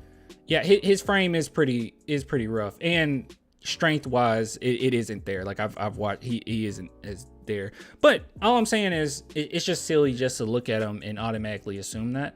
Also, we've looked at the before and afters of Wembanyama. Gotta pronounce the N. We've seen it, right? We've seen it. He did get more muscle. Just weird. Just a strange argument. Just strange. And not everybody's gonna end up looking like Dwight Howard, bro. Like a freaking bodybuilder. Not everyone. You know what? Spurs fans, I gotta call out Spurs fans here. Spurs fans did the same thing with Jalen Duren. I said I didn't want Jalen Duren because I felt like that archetype we could get somewhere else. He's a really good player. He had a phenomenal rookie season. I expected him to, but I clearly see his ceiling. That's just me. You could say I'm wrong. That's fine. But I clearly see his ceiling. And with Jalen Duren, it was like that was the main thing. It's like, look how built he is at that age. Well, yeah, but like that's it. Like that's what we're basing off, because he dunks, play defense, and he's muscular. Really? I mean, let's just be honest. If we're just looking at like face value, right? David Robinson, super bulk up dude, right? And then you look at like Tim Duncan, he doesn't look like the most like bulked up guy, but he's better. The greatest power forward to ever play. Just silly. You can't just look at the body and automatically assume. Will Wemby get bigger? Yes, obviously. He's 19 years old. He will. But man, that seems to be the only attack on Wemby when people talk about can he survive in the NBA. It is literally his frame. I don't know. Really strange. You see, someone says Zion needs to skinny up, like way up. Stop eating them deep fried baby pelican sandwiches and gumbo. I thought he did get. Now Zion did get out of shape, but I think he even addressed that. A lot of people addressed that that was kind of an issue. Didn't they even have to put some in his contract that had to do with that? I don't know. I could be wrong. I think they did. Dude, that stuff with, I mean, this is a little off topic, but that stuff with Zion and Mariah, oh my God. Oh my goodness. Oh my gosh. It has gotten bad. I know that they suspended her account. I'm sure the NBA came in on that one. Clan, did you see Across the Spider-Verse? Of course I've seen it. It's a masterpiece. I'm gonna go see it again. Masterpiece. I would argue greatest Spider-Man movie ever. Right behind, or right in front of Spider-Man 2. Tobey Maguire, Sam Raimi's Spider-Man 2. So good. So good. Take me with you. By the way, someone says Zion slander. Dude, we are in a great position. Like, last thing, as far as we get off this topic, we're in a great position because we have Ja, who's out for like, what, 25 games? We have Luka Doncic, who's not happy. And we got Zion, who's in all this drama, and the Pelicans aren't happy. We're in a really great position. We are in a great position. And the Rockets are thinking about bringing back James Harden. We are... We're good, y'all. Zion was supposed to be the face of the NBA. Oh, yeah. He was supposed to be the next LeBron. Remember that? All right. Let's see. What else we got? I'm just going through thing after thing after thing.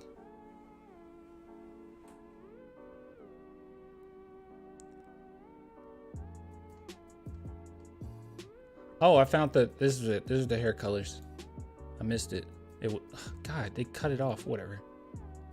Black and silver. I think I went for pink.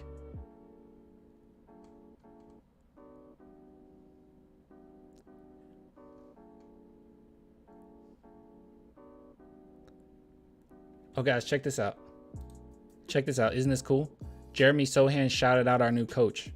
So PJ Hoop says Spurs new shooting coach, which we hired him. We did a video on this already, but nobody on the team said anything.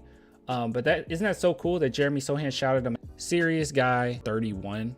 I think that would be good. If he's in the 30s at all, that's really good. You just want him to be somewhat of a threat so they can't just leave him out there. And that's huge. You want to open up as much space as possible for his teammate Wemby to go to work. Let's see. Yeah, see, it's 24%, which might be a little misleading.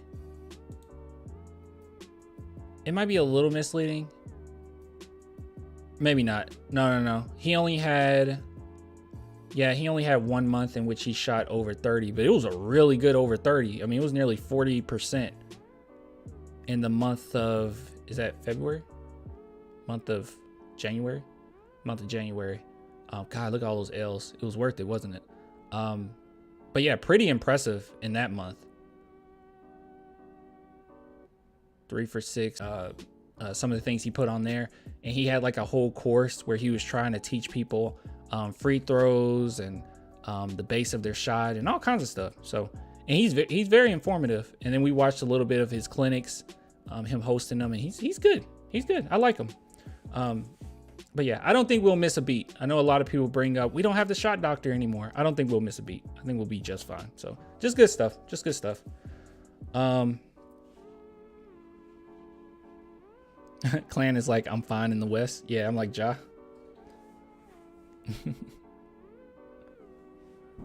The only thing I'm a bit disappointed is the new draft day caps of ours. They're so plain looking and basic. Okay, we're just talking about whatever now, huh?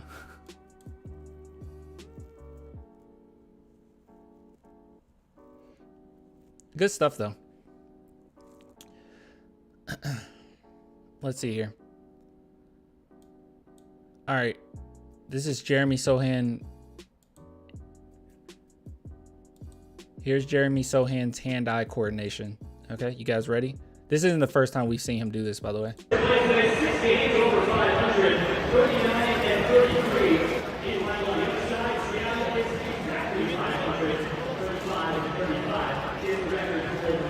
Easy. So I don't... Who's that to say easy? Easy. Easy. I don't know, man. That sounds like Sohan. I know it's not, though. That's not Sohan, right? What did I say? Hand-eye coordination. What did I say? Isn't that what I said? Hand-eye coordination. I don't know. Yeah, so this is really good. By the way, we've already talked about this before, but that's been his focus in training, by the way. Like when everyone brought up, oh, you should bulk up, you should put so much muscle on, you should lift more weights, you should da da da da da da. This is what he's focused on, juggling baseballs. No, seriously though. His hand-eye coordination has been wonderful, and they've worked on his feet quite often. I know his trainer says something in the lines of, that's your base. You know, you want that to be as strong as possible. So a lot of the drills that they do it with no shoes, no socks, just making sure that he's nice and strong, lower on the lower end. So really nice stuff, bro. Really nice stuff. And he's so much fun. Hold on, let me see if I can find his terrible pitch though, because I know you guys want to see that. Did you see his first pitch? It was god awful. It was terrible. I mean, I couldn't have did better, but let me see if I can find it. Wembanyama pitch. Oh, here it is. All right, you guys ready? Oh boy.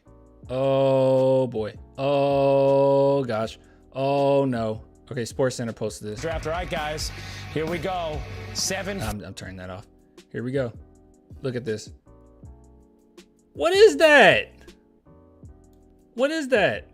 I don't know if you guys knew this, but I used to play baseball in like elementary school, and I was trash at it. I hate baseball. Look at this. Oh, that's terrible. Good God. What is that called? A foul ball. Imagine watching baseball and enjoying it. Ugh. I'm like that South Park episode, like legit. You guys remember that South Park episode where I think it's called The Losing Edge? Thought this was America. I'm sorry, I thought this was America. That's a great episode, by the way. That's how I was as a kid. I just wanted to lose, so like we could just go home. I hate baseball, bro. And people say like, oh, it's not fun to watch, but I like playing it. I hated playing it and watching it. I hate baseball. I hate baseball. I used to play soccer, and I really enjoy soccer. I hate baseball. Yeah, great South Park episode. It is a great South. Yeah, it's a really good South. That's one of my favorites.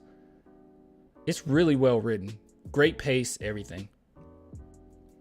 Hey, baseball, my favorite sport. Blech. I'm a vomit.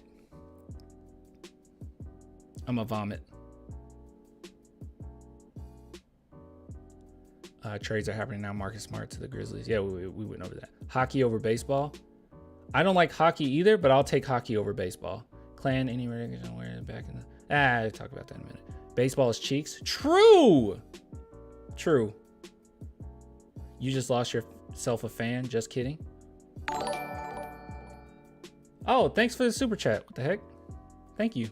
Bravo for the super chat. Thank you. Pretty cool. Yeah, I don't know. Imagine liking baseball though. Couldn't be me. Couldn't be me.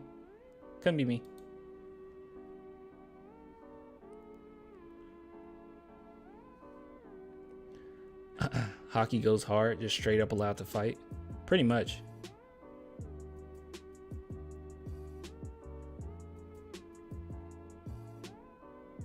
It's the hardest sport to play. That's why y'all don't like it. Probably, maybe.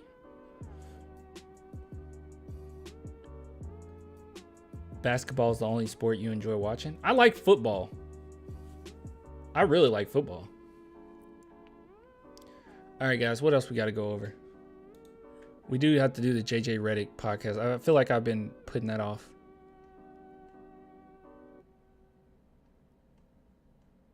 I forgot about this. I'm going to screenshot that. Look at this. That's his hand. That's his hand. Ridiculous.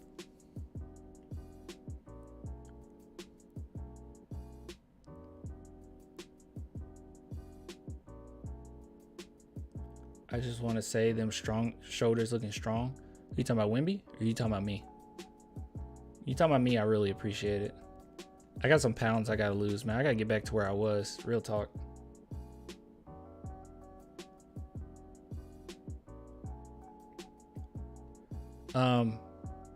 Imagine a 7-3 pitcher. That would be crazy. That would be crazy.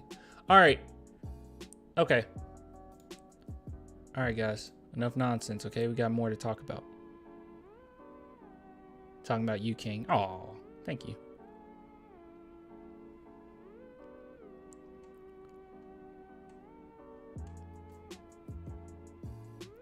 Okay, this is something that I want to bring up.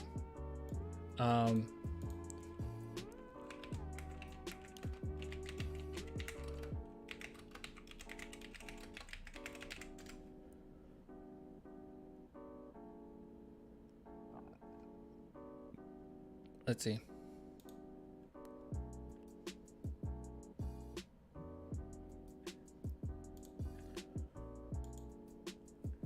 All right, guys.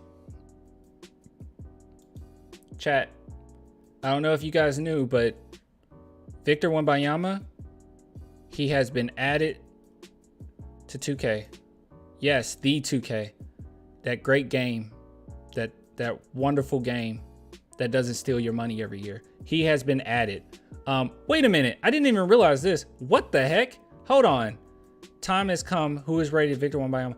They're going to give him a 99. He has a my team at 99. All right. My question is this. What overall do you think Wembanyama should get?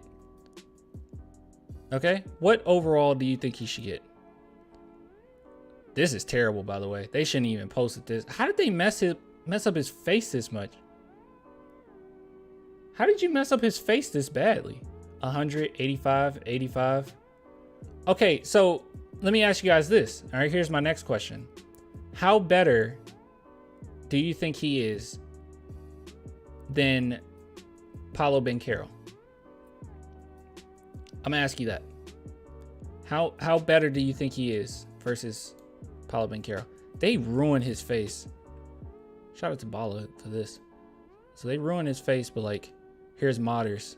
It's the Modders version. That's Wembanyama. I don't know what the heck the other thing was. That was like a 35-year-old man right there. Who is this? Like, who is that? Like, they completely got it. Like, it's completely off. You said Banchero's 82. Add different positions. It's tough. I mean, I'm just saying overall, do you think he's way better than Banchero? Do you think? Because that's what I would compare it to. Because Banchero was the #1 pick overall last year. And his overall in 2K is 84. But I do question whether or not that was... I don't know if that was the very start. When was this published? I don't think it has when it was published. I think this is constantly updated. I have no idea what it was right when he got... Oh, no, here it is. It was 78. Okay, so we can base it off of that. He started off as a 78 going into the league. And Banchero was a really good player. Even going into the league. Really good player. 82, 83 Wemby seems fair. I think so too. Because I do think that he's better than Banchero, right? I think there's a big gap. Not humongous, but a big gap coming into the league. I think I'm going to go with what Banchero is now is where I would start with Wemby. Wemby should be 82. Okay. So yeah, so 2K launch, he was 78. And now he's 84. He's been 84 consistently. You think he should be 85 right off the bat? I think 82, 83 is fair. I'm just not over how messed up they made his face. What the heck was going on here? I mean, what the heck? I mean, you don't have to have a face scan to fix that. Your 2K. Gosh, I'm gonna be playing a lot of 2K. It's funny because TB in the chat, he'll actually be on my 2K team. We might be taking another player. If anybody's interested, you can DM me for the next 2K. You got to have PS5 because they don't do crossplay, which is dumb. So we might, but it will probably be more of a reserve spot, honestly, because we have our 5.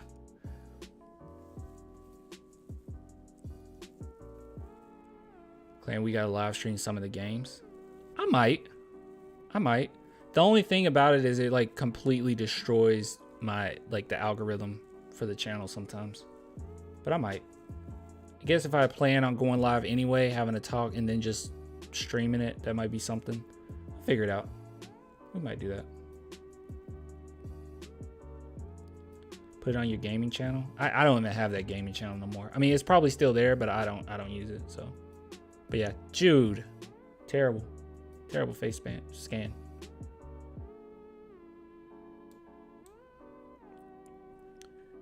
Yeah, I definitely want to talk to you guys about that. I thought that was funny. All right, what else we got here?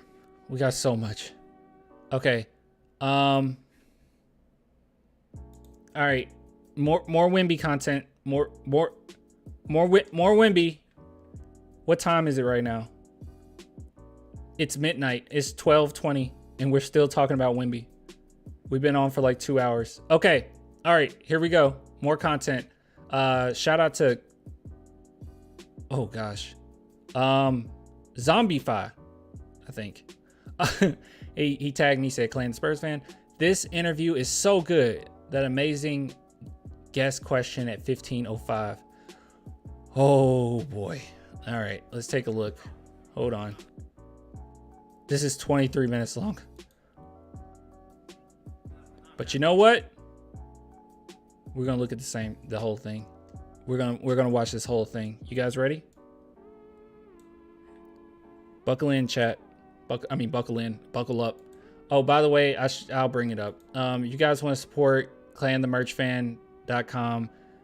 You're gonna be waiting forever. You can order, but you're gonna be waiting forever. I have so many orders right now. So like, if you want to support, please do. It means the world to me. As always, I love you guys. But you're gonna be waiting. I'm not even gonna sugarcoat it. At the point of me recording this, I'm literally doing one more batch and then I have to leave for a whole week. I have to order the things to come in. It's a whole thing. It's a whole thing. Is there any discount? Yeah, 10% off. It's a whole thing. All right. I lost it. Here it is. Found it. All right, guys. Let's watch this. I'm gonna speed it up because it's 23 minutes long. Okay. And no one said that, like, there's key things to watch. So let's just go through the whole thing. Good morning, everyone. Morning, Victor.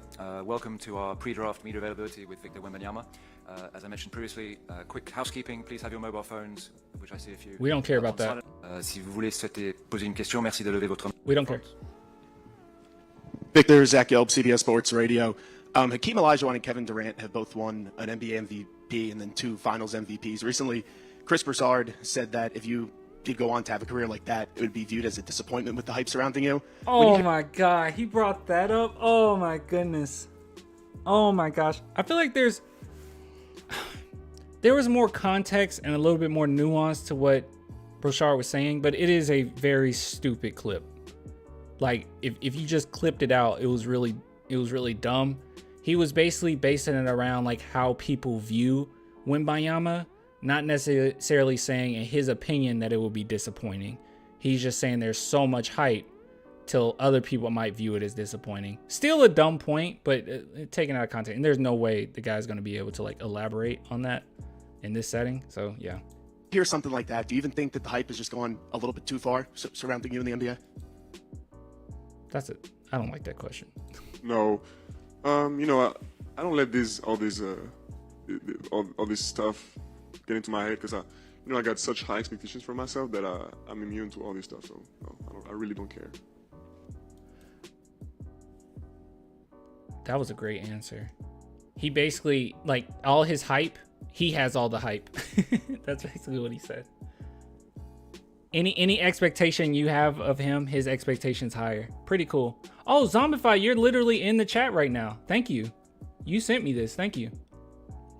Pretty sure you're the same person, right? Next question, far right, Mark. Mark Spears, ESPN's Landscape. Victor, where's your fatigue level right at this point, and do you even anticipate playing in any summer league games, especially with the French games coming up as well? Ever since my season ended, like a week ago, I've been staying in shape. I've been lifting pretty much every day except the day I traveled from Paris to New York. I was lifting this morning with my coach. I'm in shape. I'm not too tired. Actually, I was pretty much in the best shape of the season during the playoffs, and I'm gonna be playing in summer league. Oh. Next question here. Oh. He's not even giving it's not even nuance. But then again, we already know he already talked to the Spurs. So. Left, second row. Victor, Dan Wicke with the Los Angeles Times. When did this process, getting ready to be an NBA player, when did it start for you? At what age did you start putting time and energy into this? And what does it feel like to be 24 hours, 36 hours or so away from hearing your name and getting it started? Ever since I knew about the draft, exactly how it worked, I wanted to be first. And I think I started to realize I could be a professional. He says, slow it down. It's hard to understand, Vic. It's not. I understand it. Can you not hear it? Basketball player at the age of probably 12. And it's just tomorrow something is going to happen something that I've been thinking for years and years. So it's I can't really describe how I feel right now, but I just know I'm going to have trouble sleeping tonight for sure. And I just feel really, really lucky, to be able to live this life, all this setting, the organization, everything is I'm just so lucky. Next question is at the front here on the left. Stephan Bondi from the New York Daily News. We've had a few days in New York City. I was wondering your impressions of New York and what has been your favorite thing to do here and what maybe least favorite thing about this. He's only been there a day. He only been there a day. He only been there a day. City. I'm mad I haven't been really able to just walk in the city, there's always a lot of people outside the hotel and stuff, so it's hard for me. But pretty much the only thing I did was take the subway and go to the Yankees game. That was so much fun. But I just know I love the city. I'm probably gonna try to sneak out at night at some point because I really want to see that city. I want to walk to Times Square and stuff. But I haven't really seen anything yet, so I'm hungry. He shouldn't have said that out loud, that he's going to walk the city. That's not good. Uh-oh. What? San Antonio reporter Don Harris about to embarrass himself? What are you talking about? Oh, yeah. Next question, front row on the right. Victor, Mike Finger from the San Antonio Express News. Mike Finger, we know might him. Select you tomorrow has had superstars that haven't necessarily enjoyed attention, kind of been low profile. Why do you seem to enjoy the spotlight so much? Is that something that you're just used to, or can you talk about that? I'm trying to be the best, so being the best, it's not only on the court. There's whole dimensions of in the job of a basketball player, of an NBA player, and I want to be the best also at the media, the press conference, and all this stuff. So it's I don't like to do things halfway, so I'm trying to enjoy it, and I enjoy it. He just said he want to be the best at press conferences. I don't think I've ever heard anyone say that before. I mean, obviously, like, guys that are perfectionists, they do want to be great at everything. I just never heard anybody verbalize that. He said, I want to be the best professional. I want to be the best press conference guy. Are you serious? Shaq said it? Shaq said that? Dude, that's huge. That's actually a big deal. I know that's like a really small segment, but that's kind of a big deal. Yeah, no, you don't hear that a lot. I never hear that. I want to be the best press conference guy? I don't think he'll miss a press conference.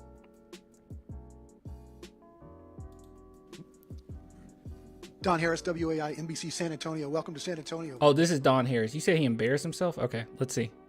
Not yet, but Not here yet, but yeah, thank you. I've seen your impressions of San Antonio on your tweets, your impressions of San Antonio fans. Can you talk a little about what... Was that real? Was that real? Can someone explain that? Was that real, chat? Tell me. Because I don't want to look dumb. Was that actually real? It's real? Okay, he actually said that? Because I saw that everywhere and I was like, okay. All right. Because it was so many people spreading misinformation till I didn't know if it was, okay, maybe that needed to be a whole nother segment. Because I just wasn't sure because it was so many people spreading stuff at the time when I was going through like all the Wemby news. Like people showing that he was at San Antonio's practice facility and that was misinformation. It was insane how much misinformation we were getting. So I don't know. Okay, cool. So that was real. If you guys don't know what we're talking about is it was a tweet in which he was talking about how the haircut, it was a guy that got a haircut of Wemby and he said, we have the best fans. Spurs fans are the best fans, something like that. Growing up a Tony Parker fan, your impressions of San Antonio fans, and are you ready for what's coming on Friday when you arrive? You know, for me, San Antonio is synonym of winning, and it's when on lottery night, you know, when the Spurs got the #1 pick, I was just thinking I was feeling lucky that they got the pick as a franchise that has that culture and that experience in winning and in creating good players, you know. So I really can't wait. Stay in the front. Tanya Ganguly, New York Times. I know that the season His comment is still there on the original post? Okay. that you just finished was very important to you, but you've had this dream for so long. Was it difficult not to compartmentalize those and not think about it? No, not difficult, you know. This year was a really special year for me. It was my last year in France, but also I was playing in a team that was second of the league for the whole season, and I had never had this kind of responsibility in my life on the basketball court. So, you know, it was I had to push a lot of guys up and try to make them good as much as possible. So that's so awesome that he said that. Okay, so another thing making me feel validated. Okay, at the end of, I think the first game, I think it was the first game. That's the one that they got blown out as, right? In the championship series. At the end of the game, you could see that his teammates kind of had their head down. They were not sure of themselves, and you could see him clapping to his guys and cheering them up and saying, "Hey, we got this." I mean, obviously they didn't have this, but I just love that mentality.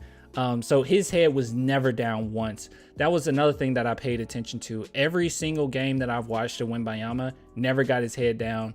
Mannerisms are always one of a leader, one that's confident, one that's ready. Just good stuff, really good stuff. So I feel validated in that, him talking about his leadership like that. That's cool. I really have no. Oh yeah, the Don Harris question. It wasn't bad at all. I don't know why they say he's gonna embarrass himself. It was fine.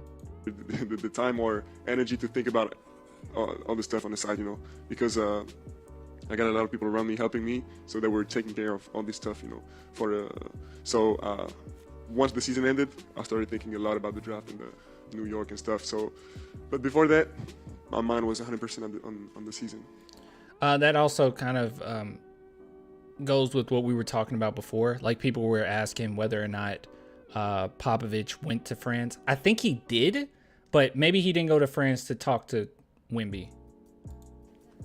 Oh yeah, you know, it's I think there's something the American America doesn't realize is that back in Europe, young players, they don't have the opportunity to learn this kind of responsibility compared to the players that play in high school and college, because back there I've always been the youngest guy, like way younger than everyone.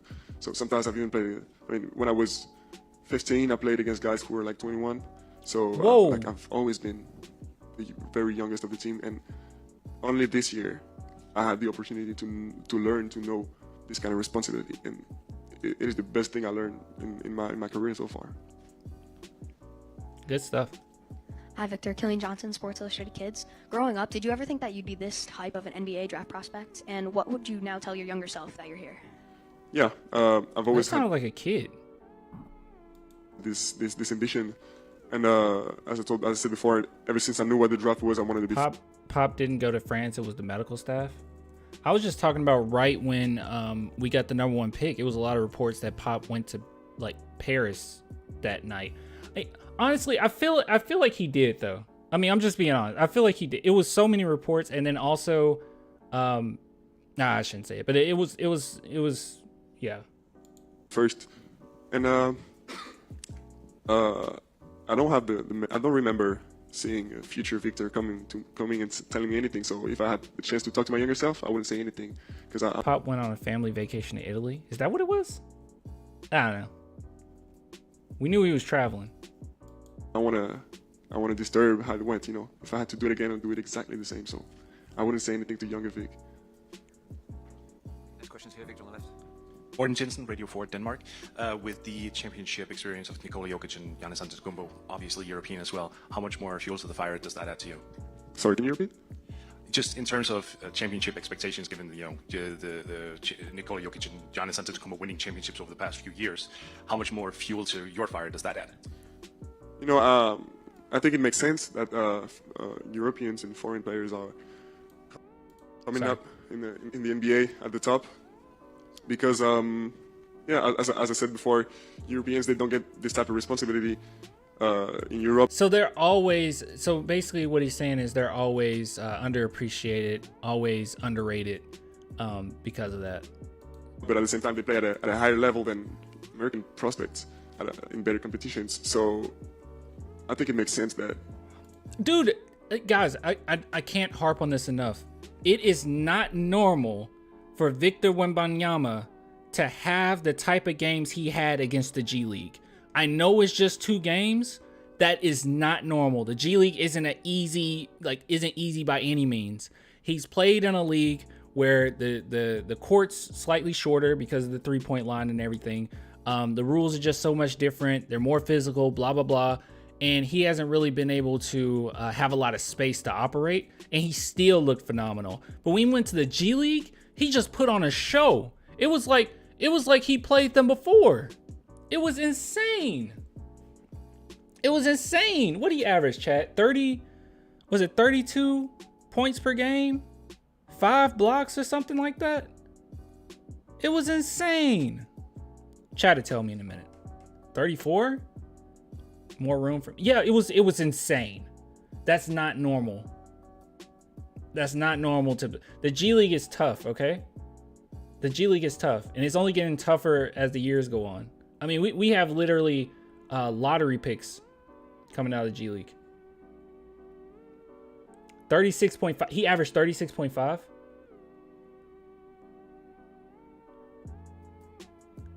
Yeah, I just finished watching the first game. 37.5 blocks. That's not normal. Also, go back. I say this all the time. Go back, watch the highlights, and pay attention to the first game at the end, like the last 5 minutes of the fourth quarter. He just turned it on. I remember watching the game. The whole time people were like, Wemby, Scoot, oh man, both of them, they're so great. Oh, and then that gap really showed with the last 5 minutes. It was like insane from Wemby. the players that are coming up on top are the ones who get the best out of both worlds. You know what I'm saying? Like, and I think this is something that Giannis and Jokic enjoy in their career and they had the chance to do. So it makes sense to me. And it, you know, I'm already confident, but it's also comforting to see people from Europe do this kind of stuff. This question in the middle here on the left. How you doing, Rashad Phillips of Valley Sports? Welcome. So I'm really good friends with trainer Tim Martin. Tim Martin sent me some film of you when you were like 13 years old. And I'm big on watching film. And he told me to keep it a secret. So I watched the film, and when I Hey, you didn't keep it a secret. What the heck? Bro, you just like straight up snitching on yourself. What the heck? I'm back. I said, this guy is the new evolution of basketball. You won't be a secret for long. This was about 6-7 years ago. I look at you as a hybrid post, and I've watched a lot of your training videos. Your ability to play off the ball, to play on the perimeter is kind of the new NBA. Tell us a little bit about why you look to play that way and train that way so you can fit in the NBA, because a lot of people are saying, well, he won't be able to handle the physicality. But today's NBA isn't about physicality. It's about skill, and you have tons of it at your size. So again, how do you feel about that? Great question. Great way of framing it. Absolutely agree. It's not all about punishment. And you know how many stupid comments I've seen with people saying, "Oh, Wemby's good," but boy, if Shaq played in this era, are you serious right now? Are you serious? If Shaq was playing, look, yes, Shaq was a dominant big man. Okay, we don't have those anymore. It doesn't matter. Okay, it doesn't matter. Who cares? That's a stupid thing to say. It doesn't matter. You know what? Yes. Wembanyama might not be able to punish the way that Shaq punished, but you know what? Shaq couldn't do what Wembanyama did. All right, okay, he couldn't do a sham god hezzy fade away from the 3-point line as a big man. All right, he couldn't do that. All right, stupid. Stop the comparison. Knock it off. All right. That was a long question. It wasn't really a long question, Wemby. He was giving a statement, and it was a really quick question. I don't know. You know, well, you saw me play at 13. You know, I played the same way, didn't I? I played the same, right? I played the same. I had the same baseline. You know, I've been playing like that. I was wondering why didn't he say anything, but they probably took his mic away. And it's just, honestly, I'm just trying to be myself. You said I'm a hybrid. It's just I'm myself. No one is gonna stop me from dribbling the ball, getting the ball up, and shooting threes. All right, there you go. Okay, that's just clip that. All right, okay. Everyone that's worried about Pop holding him back. All right, he just said it. He basically said Pop won't hold me back. Oh my gosh, you can move. You can move the caption. I'm so sorry, guys. It's gonna change the game forever. I did not know you could do this. I'm so sorry. Oh my goodness. I just thought it was inevitable for us to block it like this. But you can move it. I'm so sorry. I should just put it right here. Oh, dude. You didn't know either? I need neither. Oh, this is a game changer. This is a game changer. Nobody's gonna stop me. Boomer clan. I know. I'm a millennial, but I might as well be a boomer. My goodness. Even though sometimes coaches in my career, you know, they try to stop me from doing that because they had to win right now. But so it was really an everyday fight to stay true to myself. And yeah, this is something I'm never gonna lose for sure. We'll just take the last question in English for now, at least. This gentleman on the left. Victor Jake Fisher with Yahoo Sports. You took to Twitter to say that your teammate Bilal Coulibaly should be maybe even a top 5 pick in this draft. Can you give us a little bit more of your scattering report on him? And also, wait, who are we talking about? We're talking about Scoot, I think. Talk that maybe San Antonio might be looking to trade up to get another lottery selection, maybe to take him. What would it mean to be teammates with him at this stage? At this point, I don't think that's the case. From everything we're hearing, I don't think that's the case. I don't think it'll happen. Okay. But like, okay. Yeah. Okay, that is accurate. I thought we was talking about Scoot. I'm sorry, I missed it. Yeah, okay, Bilal. Okay, his teammate. That would be a big deal. Oh, you know, I don't know if you know, but I was teammates with Bilal when we were 13 years old. Actually, we won the national championship together. Being a teammate with him again would be great. Just one of the best stars for his career and for mine. But about the scouting report on Bilal, you know, let me tell you something. The NBA didn't believe his measurements because he's actually 6'8", 7'3" wingspan, and you know, often players, they cheat on the measurements, and so, but we don't do that in France. So probably he looked small compared to me, but he's not actually, and yeah. Huh.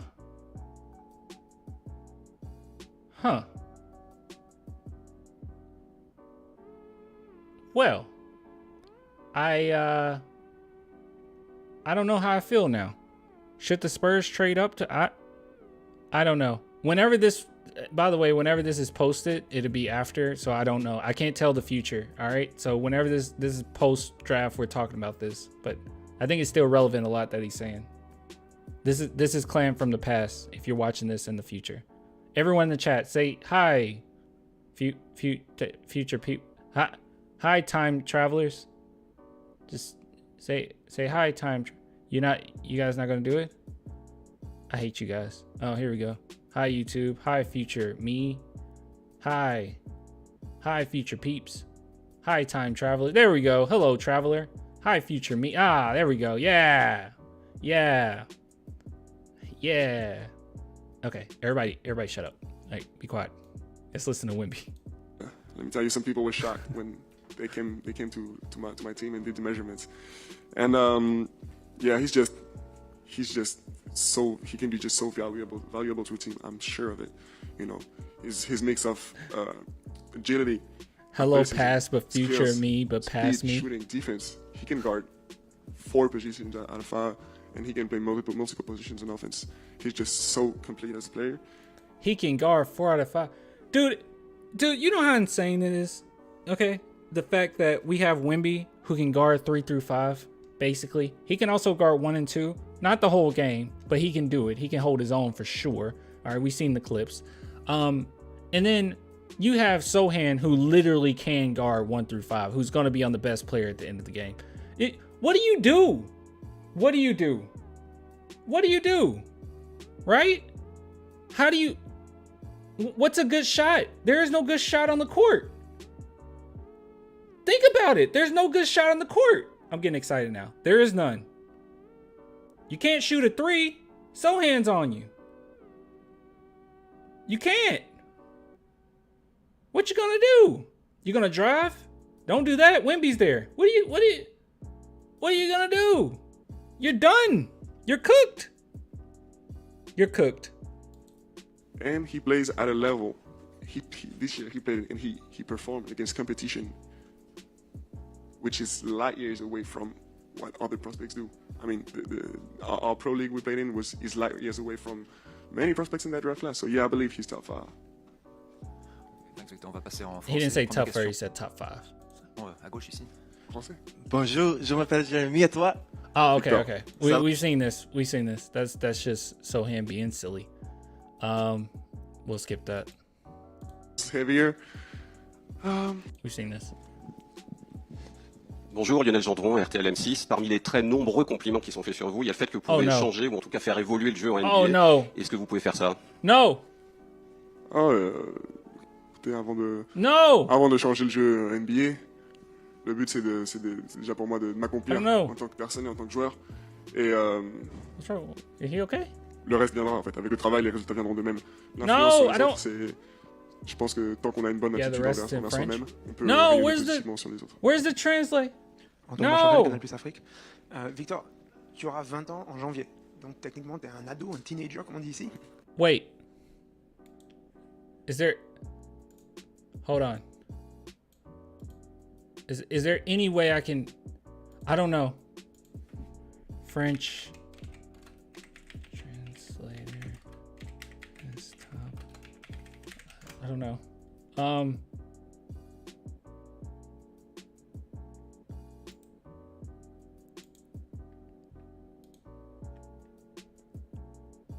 Oh gosh, you gotta pay for it if you wanna. Oh no. Translate French to audio. Oh god. We can't do it. French here, bro. You wanna translate? Google Translate it? I can't there. Wait. You're right. Is there a transcript?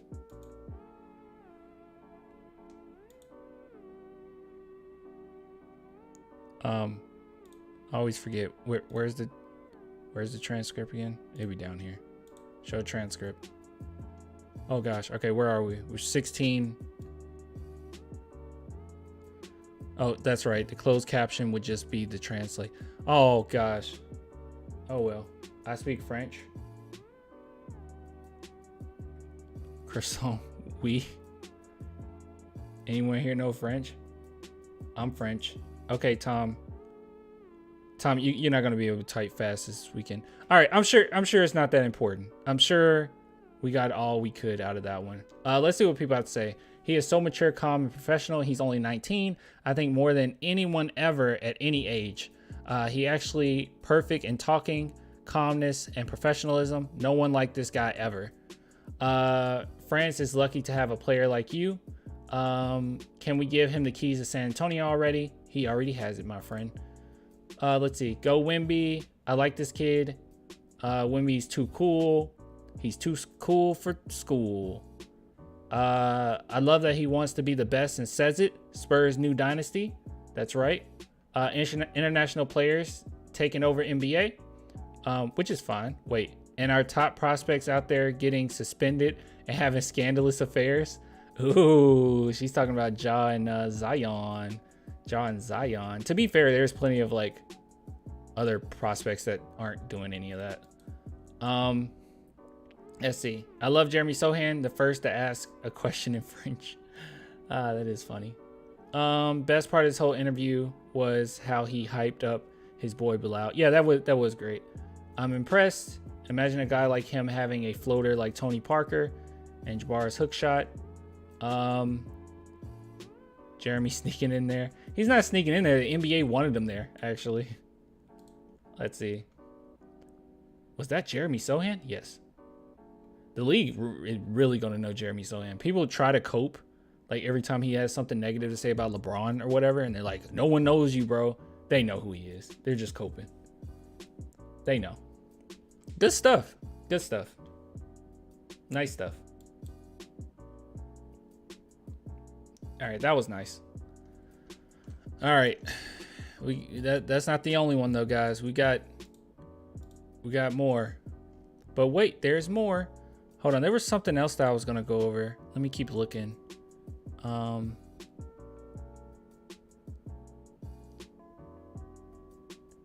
this was the whole clip? I missed the whole Good Morning America clip. God darn it. Oh well. I don't gotta worry about that. Let's see. There's a lot that I liked, and I know some more to go over. Let's see. Oh, this.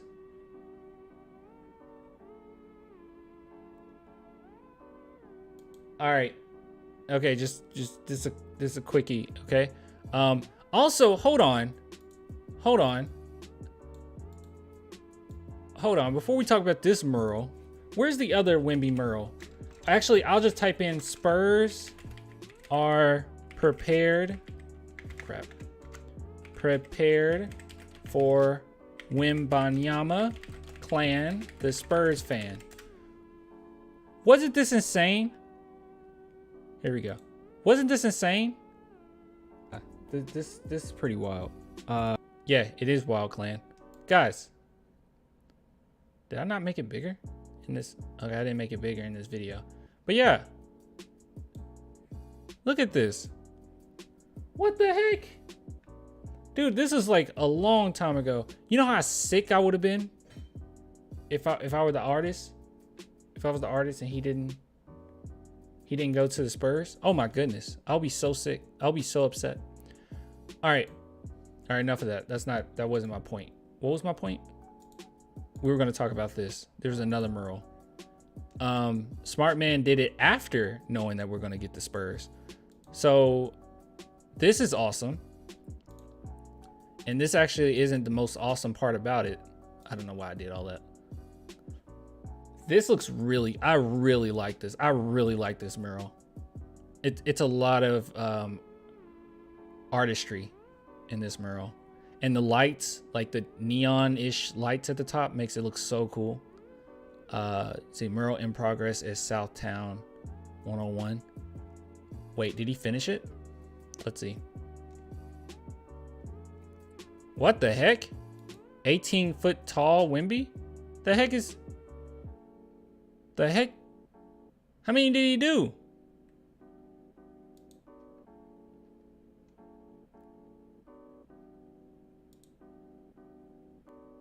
That's actually his actual size. I don't know if you guys knew that. That's how tall he actually is. Hopefully you keep the number 1, because he is number 1. All right, but that's not what I wanted to focus on. Isn't this cool? Look at this. Pop, he was driving through and was like, hey, that's pretty cool. And he took a picture with him. That's a nice car, by the way. Isn't that cool? Pop is excited, y'all. He is absolutely excited.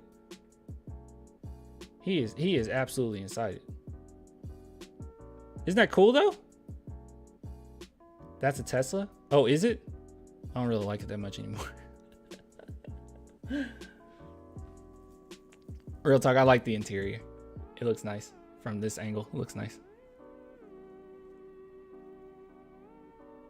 Pop for president. True. I agree. This is so cool though. On me, that looked like Kyle Anderson. Oh, the mural. Oh, the 8-foot whatever. The 18-foot. Kind of does, yeah. I mean, the thing is huge, so I'm just gonna assume that like getting every detail down would have been pretty difficult, right? That would have been pretty difficult to do. I'm not gonna get mad at them on that one. And that would have been hard. We should all write his name on the ballot. No, don't. Do not waste your vote, okay? It's gonna be like what? Maybe I could get a couple thousand. Yes, not do that. That's really dumb. Don't do that. Just vote for a candidate. Don't. That would be a wasted. You would have wasted your time. Don't do that. Don't do that. All right. There are serious issues in this country. All right. Don't do that. Don't put in Pop. We accidentally make Pop president. Yet the question is, if Pop was president, would he still be a coach? If I was Pop, I'd do both. I'll be president and stay the coach. I would resign, honestly, to coach. Wouldn't that be something if Pop resigned to coach? Coach from the Oval Office?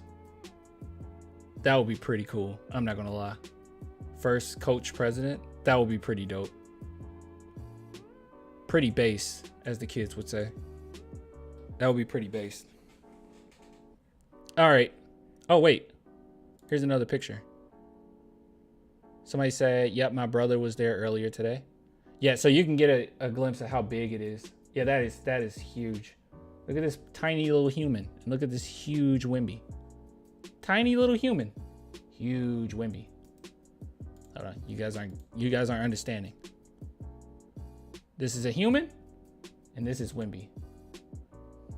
That's the actual Wemby too. He looks like a cartoon, but I think it's the light from the sun reflecting in a weird way. And he's in the middle of jumping, so it looks like he's floating, but he's actually jumping right now. He's jumping.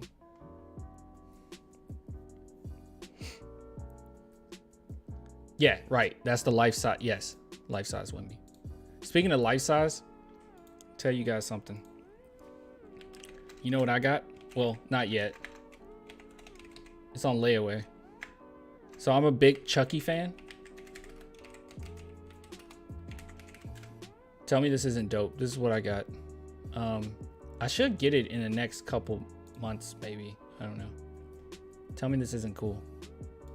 You might say it's not. You might say, dude, that's really crazy and creepy. I don't want that. I like it though. I don't care what you guys say.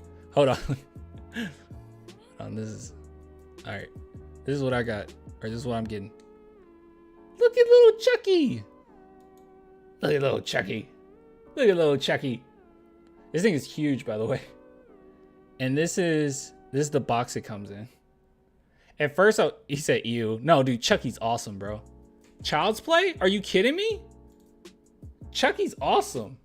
He's hilarious. He's great. Chucky Fence? No! No, not Chucky Fence. No thanks. Dude, Chucky's cool. Chuck's is weird, bro. Chucky's cool. Have you seen Child's Play? That's like my favorite horror film. Child's Play is my favorite horror film. Chucky is worst horror franchise? No, it's not. Shut up. No, it's not. Child's Play 1 is phenomenal. Child's Play 2 and 3 are very mid. Bride of Chucky is hilarious. Seed of Chucky, I don't like it. But I will say, if you watch the new series, the Chucky series, it's really good. It's like genuinely like fun and funny. Chucky's awesome. Chucky's not worst, but not best. Screw you guys. Chucky's the best. Chucky makes some good pizza. Guys. No, you can't see everyone says that. Chucky's so tiny, just kick him if he's coming at you. You can't. You can't. He has the strength of a human man. That's the whole thing. He's not just a doll runner. He has the strength of a human man, okay? Chucky is terrific. It is! Thank you. It's great. This is dope. This is dope. I can't wait. When I get it, I'll show you guys, okay? I might just put him right here. Every stream, every video, Chucky just looking at you, staring right at you. Every time. If you guys are interested, which I know you're not, Ultimate Chucky. Like, you can just look up Ultimate Chucky and get one. But, yeah. Life size, baby. I also want... Last thing. I also want this one day. I don't have enough room to get this, but one day, this is like my dream, okay? You guys also know I'm a huge anime fan. And I'm a huge Dragon Ball fan. And I want this.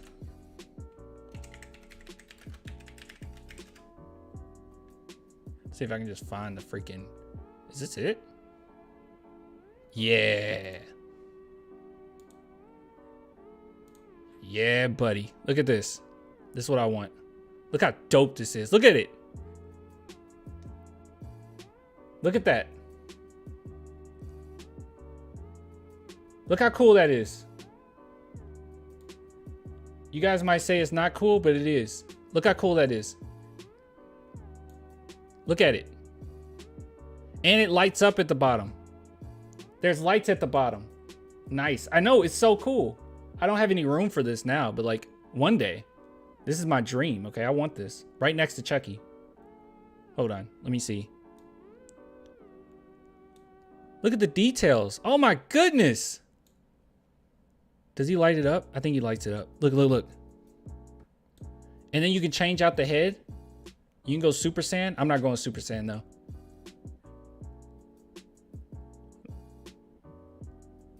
Look at this. Look at this. You can change the lights. Look at that. That's so hard. Tell me that's not dope. Heck yeah. So cool. So cool. But yeah, that's yeah. But still dope. What? Probably costs over 9,000. Actually,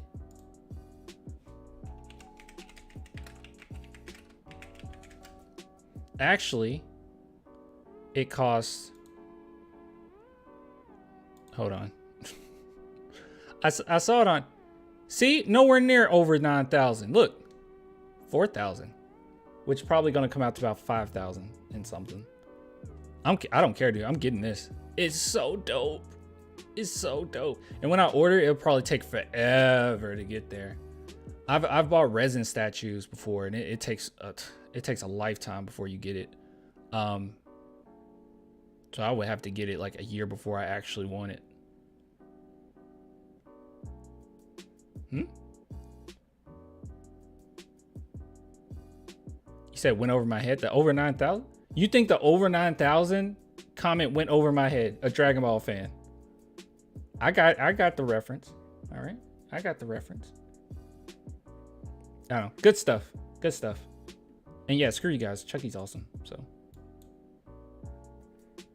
I paid more for a guitar before. I'm gonna get this one day. This right here. Isn't it so cool? It's so cool. All right. All right, guys. We still got stuff to talk about. All right. I ordered the PS5 Spider-Man 2 Collector's Edition Venom with the Miles Morales statue. It is dope. It is dope, but I restrained myself. I almost did. And it's probably too late to get it now. I thought, I was like, okay, it's like $200 and some.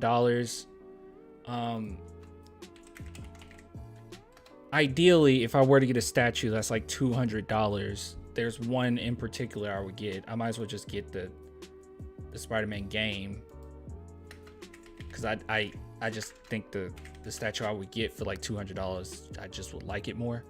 But where is it? I'm trying to find it. It should be in images. Oh, it's right here. He's talking about this. Looks pretty cool. It is cool, especially 19 inches. That's really cool. That BS Mortal Kombat one. Good God, dude. That Mortal Kombat 1 statue. I was excited when they announced that it'll be a statue. I'm like, oh, I might get it. And then this came out. Who would get this? Crap. Oh, dude, why does it look like this? Oh gosh, hold on.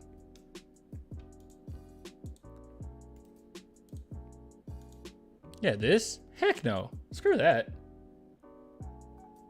This is BS. It says 16.5 inches, but how tall is this part, the base alone? That's a terrible statue. It's like unfinished. Yeah, the new game looks awesome. I'm excited. Okay. All right, guys. We're not done with topics. All right, so let's see. Oh gosh. All right. All right, we got some stuff. We got something. Exactly. The base is like 10 inches. Yeah, it's stupid. All right, we got a whole JJ Redick thing to go over. See how many topics we even went over tonight. We went over, I think I can minus like 1, 2, 3, 4, 5, 6, 7, 8, 9, 10, 11, 12. Been over 12 topics. Clan, would you draft Spider-Man or Wemby? Spider-Man. I mean, he's literally superhuman. Like, you just give him the ball every time, he'll have like 150 points a night.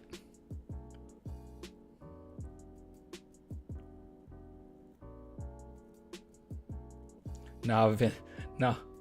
Oh, you said, wait, what? Okay. All right.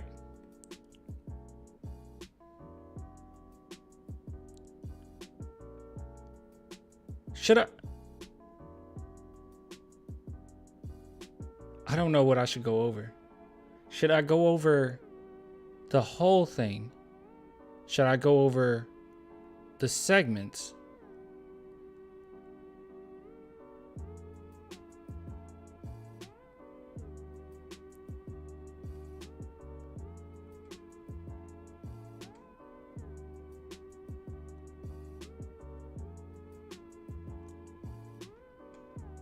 I don't know.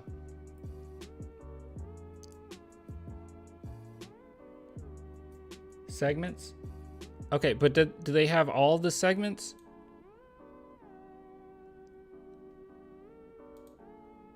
All right, let's see. How many segments does he have thus far? He only has 4? 3. Guys, he only has 3 segments, and there's this is a whole hour-long interview. All right, we'll go over the segments, and then I'll just suck it up and go over this whole thing. And then once we get to these, we'll skip around. I don't think it'd be good for segments. Is not the full interview. Yeah, I know. The full interview is right here. All right. All right, chat. This is what we're gonna do. This is a lot. Okay. We'll go over segment by segment by segment. Those will be separate videos that, hey YouTube, that I'll put on YouTube later.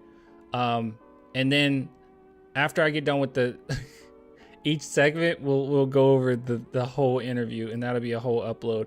But the whole interview, I'm gonna skip the stuff we already went over. So if you're watching this video later or something, we went over all these. That's in the future. We haven't yet, but Future Clan did, which Future Clan is like 5 minutes in the future, but like a couple weeks before you saw this. I don't know. All right, listen.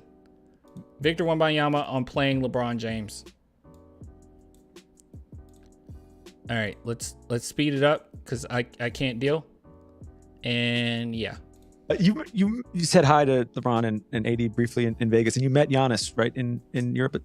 Have you had much other experience with any guys in the league yet? Clan, dye your hair like Sohan.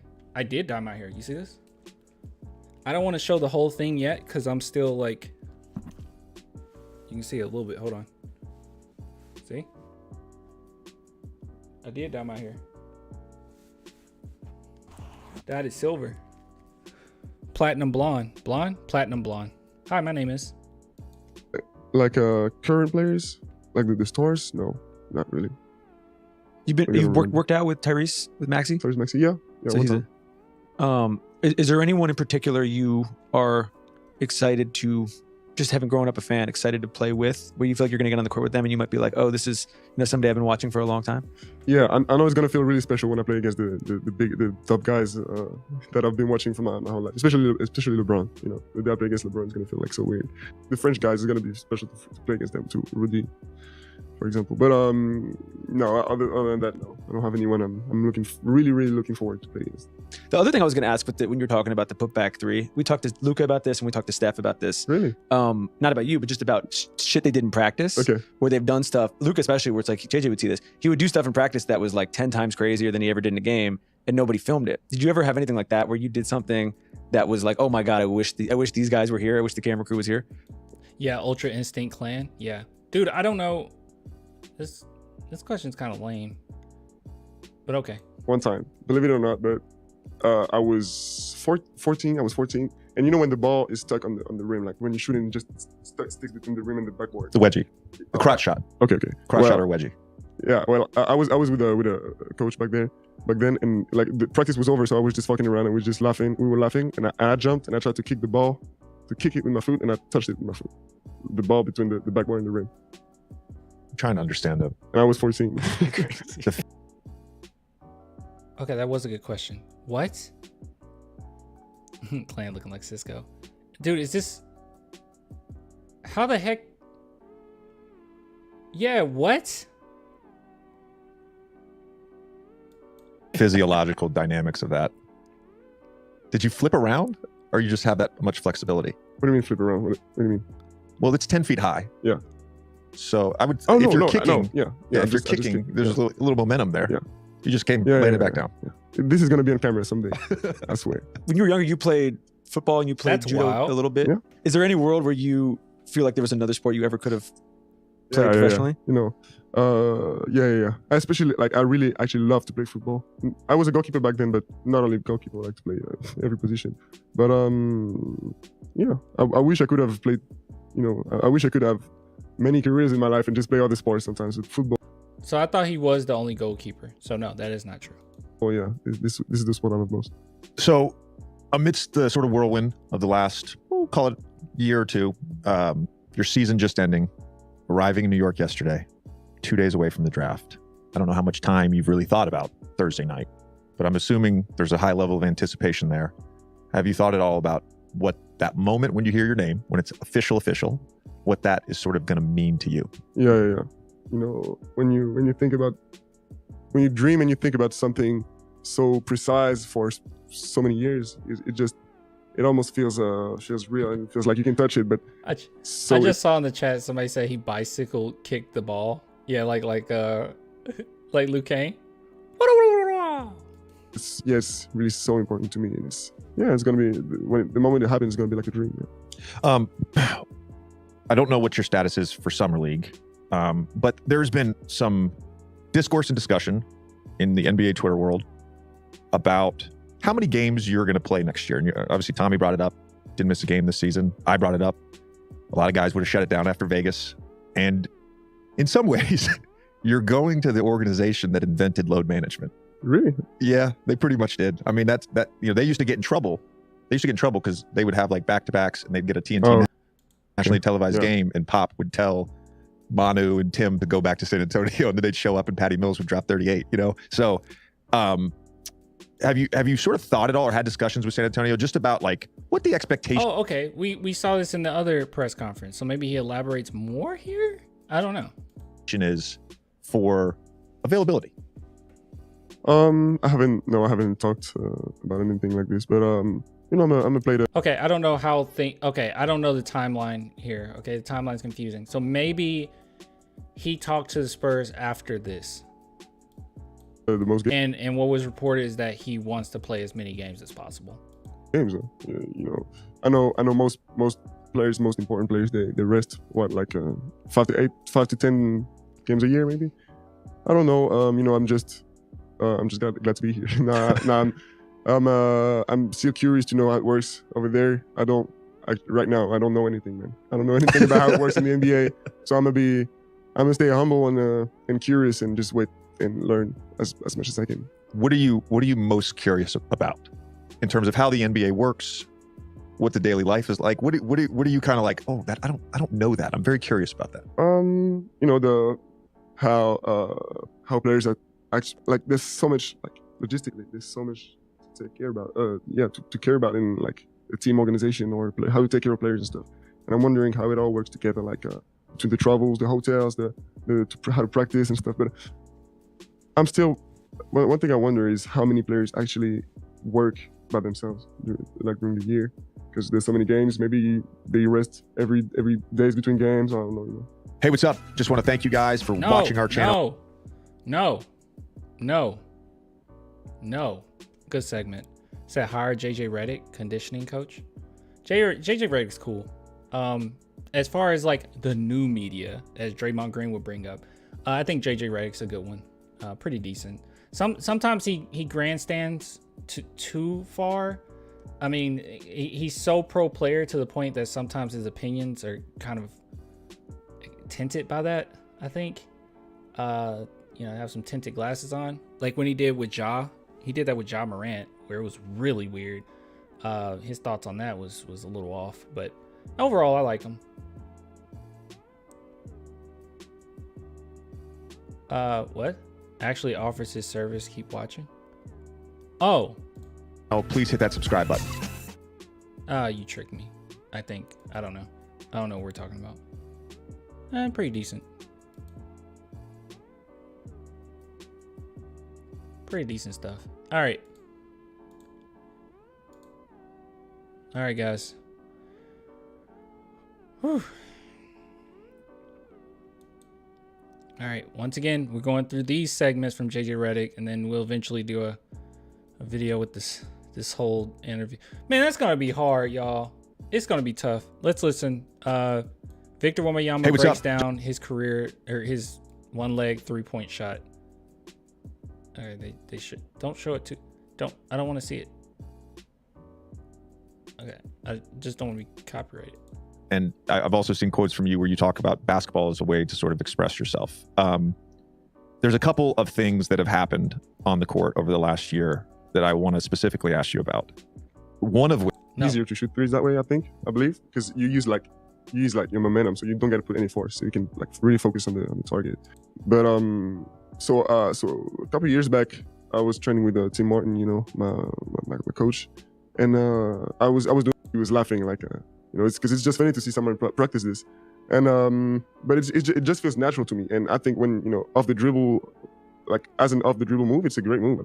I believe, you know, and it's surprising to the defender, you know, he doesn't, because you don't really got like a gather. It's just you just go straight up, and it's just surprising to the defender.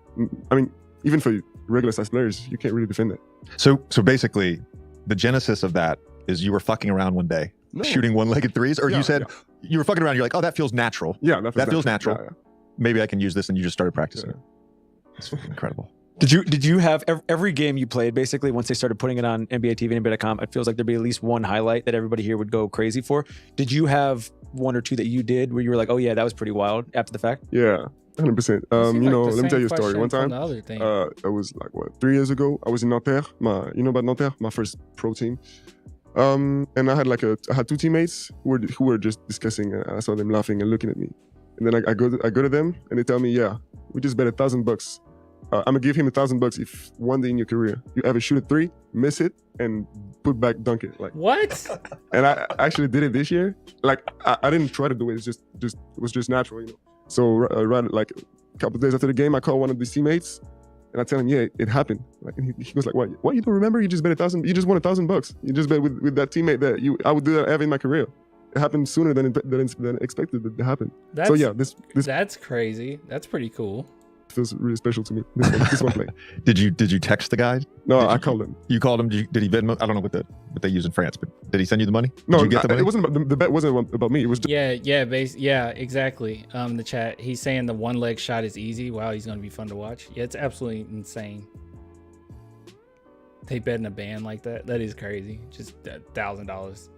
It's between them two. Oh, it was between them two. Yeah, okay. yeah. Well, fuck, man. That's not fair. That's not fair at all. That's not fair at all. Victor, I know that it's really interesting to me. First of all, past 5 MVPs have all been overseas players, and each of them have had a very unique journey, but the game is very international now. And we spoke yesterday with a player who, like Benedict Mathurin, in some ways similar to Luka, didn't do the normal high school experience and kind of just went to a prep school and sort of prepared. He's going to be on the Ignite next year. But the game is so international. I think in some ways, a generation of players like that grew up with me, we had very normal high school experiences. We went to high school, we practiced after school, we had games twice a week, then we played AAU, then we got a month off in the summer. And it seems like the next generation of players, it very much is, especially with European players, it's very much about being a pro early on. I don't know what a normal high school experience looks like anywhere right now. I know for me, it was like going to Applebee's with 4 guys and getting the unlimited chips and salsa on a Friday night for $4.99. You split that 5 ways, you got High school experience. I think that's still right. I'm not a professional athlete. I don't know. My high school. How was the chat? How was your high school experience? Some of you might still be in high school. My high school experience where it was like, I guess it was okay. I was never like a popular kid. Oh, that's true. Yeah. COVID. Yeah. You guys. Yeah, that gotta suck. High school was fun. Yeah, for me, it was okay. I was never a popular kid. I was always, in high school in particularly, I was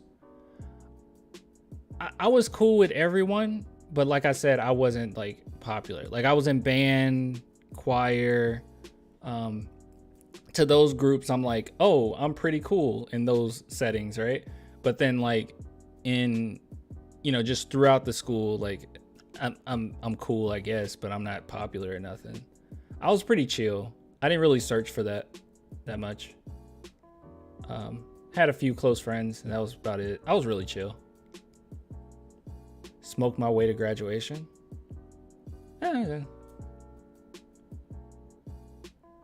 My sister was friends with Johnny Manziel. I'm sorry. $1 dinner. It was great. I don't know what it looks like. Do you ever feel like you have missed out at all on a normal high school experience? Yeah.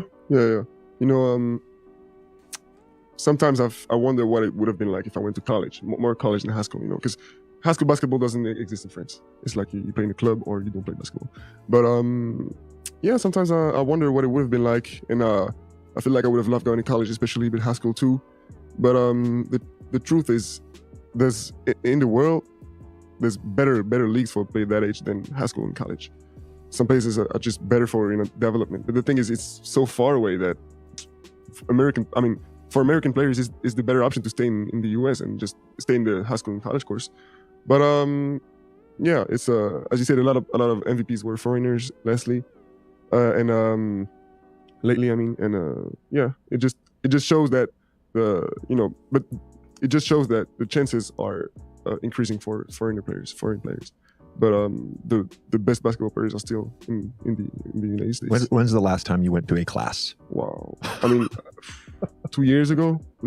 I graduated high school, and this is the last time I went. Oh, actually, I had an exam, like a national exam. I missed some of what he said. Wasn't Wemby like super smart or something, right? We know he's super smart, but wasn't it something with his school where he was like honor?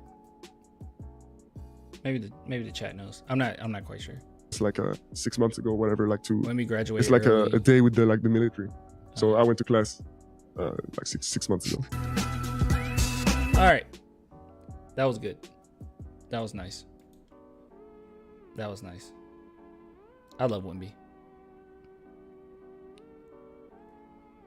He got a 160 IQ. I love Wemby.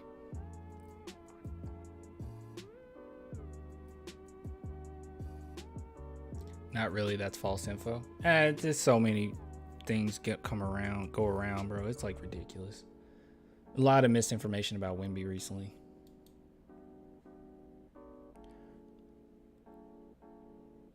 The first segment of questions were weird. It was. All right.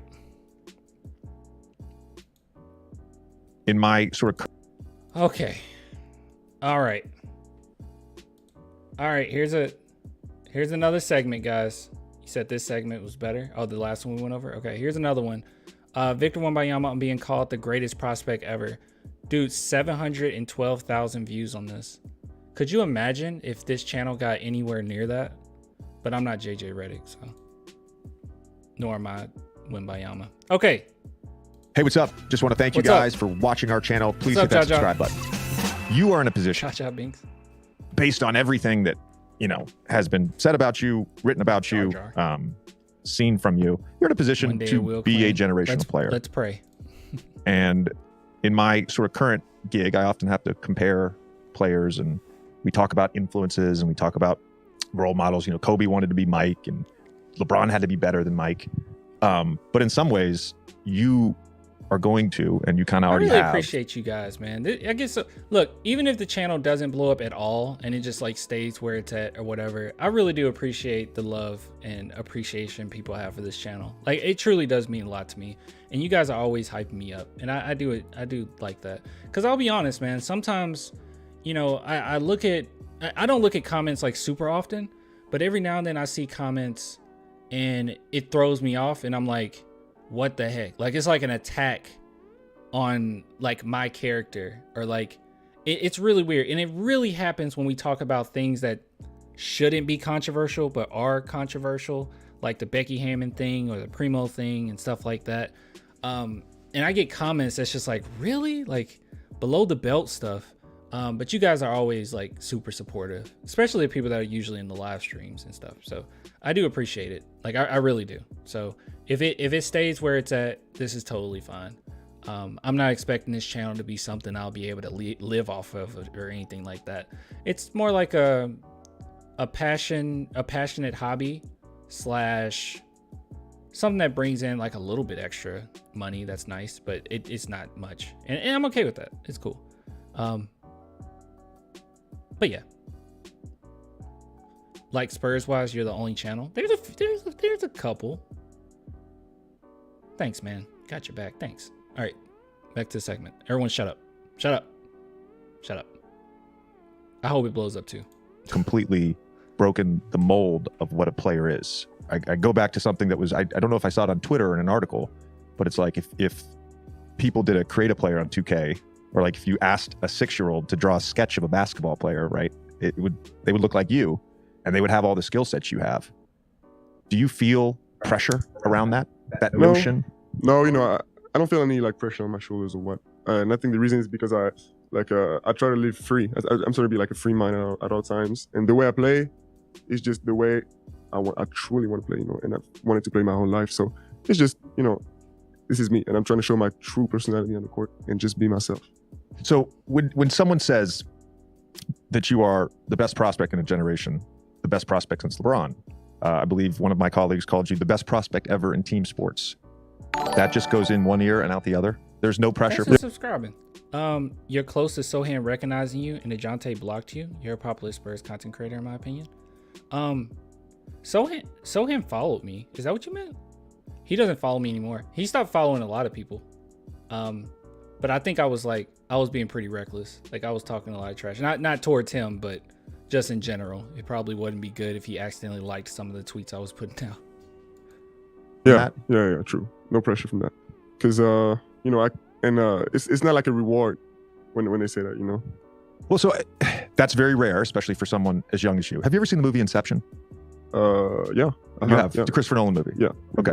One of the central themes of this movie is that you need a totem, right? Yeah. And he takes the little spinny thing, which was his ex-wife's totem, takes it, and it's used to sort of gauge whether or not he's living in the dream world or living in reality. Can we be real about Inception? Okay, I've seen it quite a few times. Is it wrong for me to say it's low-key overrated? Like, and I'm a huge movie buff, okay? And I do appreciate the film for, you know, certain feats that it hit, but good God, man, that movie, it's like complicated to be complicated, you know? It's like overly complicated. Like it's like a movie that you watch and afterwards you think that you're the smartest person in the room, you know? It's bro, very overrated. It's so weird. It's so weird. I don't like thinking hard during a movie. See, no. See, I like a movie that challenges me, right? Like, I love Parasite. Like, that's a movie that I watch. I think it's highly intelligent, very well written. A lot of layers to it. The movie Confessions. It's a Japanese film called Confessions. Go watch that. It came out in 2010. So freaking good. Find it, watch it. So good. Complex layers. Makes you think about some things. Highly entertaining. But it's like Inception is like, no, we just want to be complicated. Like, it's not. Yeah. Parasite, no lie, my favorite movie. No, Parasite's a phenomenal film. I mean, ridiculous. No, not Parasite the anime. No. Parasite the film. It won an Oscar. It won a bunch of Oscars. Korean film. So good. See, that's a complex movie that you can break down and cause you to think. Shoot, what? You talking like horror movies? You want to see a good horror movie? Watch freaking Hereditary. I don't know. I think that's a pretty intellectual movie. Or Babadook. Babadook's a really good one. Makes you think a little bit. But it's not like talking down to you. And I feel like Inception talks down to you, right? I just feel like it talks down to you. But yeah. All right. What were we talking about? And we have seen this happen to a number of young athletes who lose, I think, a sense of reality. And they lose that grounding principle of their life. What is your totem? You know, what you just said about young players, this is something I've thought about a lot. And there's reasons. Exactly. The Witch is a great horror film too. Do this because I know I'm never gonna turn like this. Like, I know I'm never gonna lose a grasp of reality and just do some shit, you know. Because I know what I want. Like, I'm driven from the inside of my heart, and like nothing can put me out of my path. So. But Victor, Wemby, what are you gonna do if you're in the car with your friends and they turn the music up real loud? What you gonna do? Are you gonna just simply dance and sing along, huh? Or is the song gonna go so hard, be so much of a banger that you have to pull out the Glocky? Ask yourself that, Victor. You talk a big game, you talk the talk, but can you walk the walk? Every time I listen to music, that's what happens. It just happens. I can't help it. Yeah, I can't help it. It just appears. The gun just appears in my hand. I can't control myself. What you gonna do? Someone never heard Young Boy. Someone never listened to Young Boy. Okay, I'm sorry, guys. On my heart, and like nothing can put me out of my path. So I'm gonna make, like, I do everything I can. So I deserve what I get. And I think some players are really talented, physically or technically, you know, really, really talented, but their mind isn't like as good as their body is. You know what I'm saying? So they Dang, dude. We've seen so many guys come through. I've never heard of, and I've seen plenty of interviews of #1 overall picks. I've never heard someone talk like this. Dude, he talks like he's a retired 40-year-old. Are you serious? That is so true. He's so right. He's talking about Ja. Clan, just wait, my guy. Okay, we gonna listen to that again. I don't care. Let's go back. Like it. And I think some players are really talented, physically or technically, you know, really, really talented, but their mind isn't like as good as their body is. You know what I'm saying? So they get results, they get titles, they get drafted, whatever, you know. But truly they don't deserve what they get, you know, if they fuck up afterwards, you know what I'm saying? I do know what you're saying. So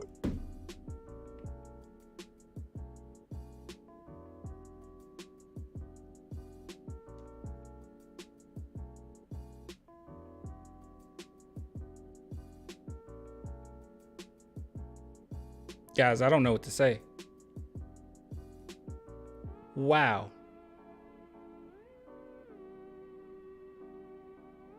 Wow.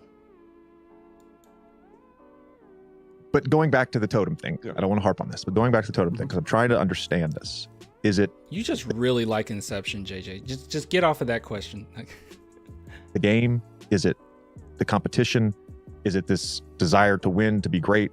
Like you talked about this drive that you've had, right? As long as you can remember. I mean, you knew as a kid you wanted to be a professional basketball player. Is that the totem? Like what is it about the game or the competition that you love? It's my totem is it's something bigger than basketball, you know. It's just life. It's just accomplishing yourself inside this universe, you know. And I always got when I need motivation, when I need energy and I feel tired out, when I need a fight on the court and it's hard, I always remember I'm free in that universe. I do whatever I can and I know what I want to do and nothing's going to stop me from doing it. And I always got that in mind. And it doesn't just stop to basketball, you know, it's about life. Fuck, man. Jason. Well said. Jason. He's reached enlightenment.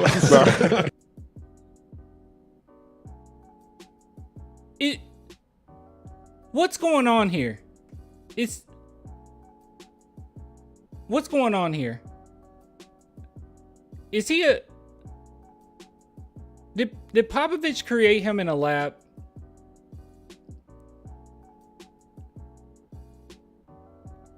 What a phenomenal answer. That's a great thing to live by, bro. That's a good way of not putting like too much pressure on yourself. What a phenomenal answer.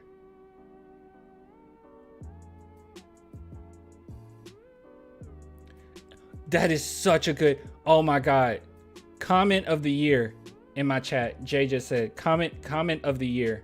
Chat of the year right there. He talks like how Kyrie thinks he talks. Yes. Wow. What a phenomenal answer. Let's listen to that one more time. The congregation didn't hear him. Y'all in the back didn't hear him. Take your time. Take your time, Vic. Take your time. I need energy and I feel tired out when I need a fight on the court and it's hard. I always remember I'm free in that universe. I do whatever I can and I know what I want to do and nothing's going to stop me from doing it. And I always got that in mind. And it doesn't just stop to basketball, you know, it's about life. Fuck, man. Jason. Well said. Jason. He's reached enlightenment. Nah, man. I'm not sure I'm really understood because, you know, in French, I know I can make myself understood, but in English, sometimes I'm not fluent. No, you understood. No, I understood that completely, my guy. What? It's very clear. It's very clear. I wanted to ask you about growing up, just His mentality is Pop. This is how Pop thinks. This is what makes us great. Pop thinks this way. And I think everyone should think this way. I think so many players come into the league, and I understand your life is basketball, you know, and people want guys to come to the league and have like this Kobe mentality, right? Where it's like, it's just basketball. You shouldn't think about anything else but basketball. When you lose, you need to be in the gym 24 hours. It's just basketball. That's what actually makes players good is if they have that space to free themselves, have that space to get away from basketball and think of the bigger picture. It makes you happier. Thus, it helps you on the court. This is what Pop preaches all the time. Pop a lot of times, like what players have said is Pop doesn't even talk basketball. What the heck? Basketball competition in Le Chenet, but then also just even mentally when you started to John Morant will hire Wemby to write his apologies. That's funny. What if he write it in French? What the heck? Reach this point, because you saying this, you haven't played a game in the NBA yet, but it's one of the more insightful things anyone has said on the show. We've done a lot of episodes. And so when you started to get that kind of self, measurement for yourself, because it takes people, sometimes their whole lives to reach that point. Like, it doesn't happen at your age very often. Well, he's been a professional for a while. I mean, I know, like, we see, like, he's 19, and I know in our context that is insane. It is. But, sometimes guys, they just grow up, like, way faster, right? He's been in the professional setting for a while now. Like, in that other interview where he said he was 15 going against 21-year-olds, he's been around adults for a while, right? I don't know. I can't really give you an answer, but I know I've always tried to be different, than other kids and other players. So I don't know. It's just me. Maybe I'm the only one like this. I don't know, but he said he always been pretty different. I think we all feel like we've been pretty different, but I think he's legit been different. I've always felt like I was slightly different than people my age, but I'm sure a lot of people felt that way. So I don't know. You talk about being free in the universe. Fuck, man. I wish I was free in the universe. I wish I was free in the universe. You are free in the universe. What the heck is he talking about? I wish I was free in the universe. What's stressing you, bro? Guys, you only live once, man. You only live once. Why hold yourself back? Who cares? Who cares? Who cares?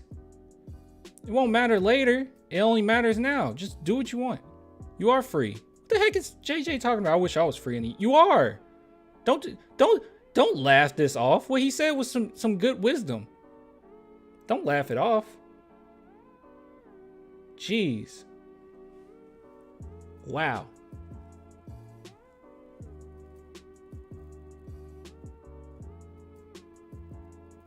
What?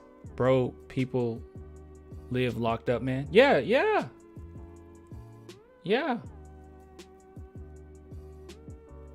Wish I was free in the... What do you mean?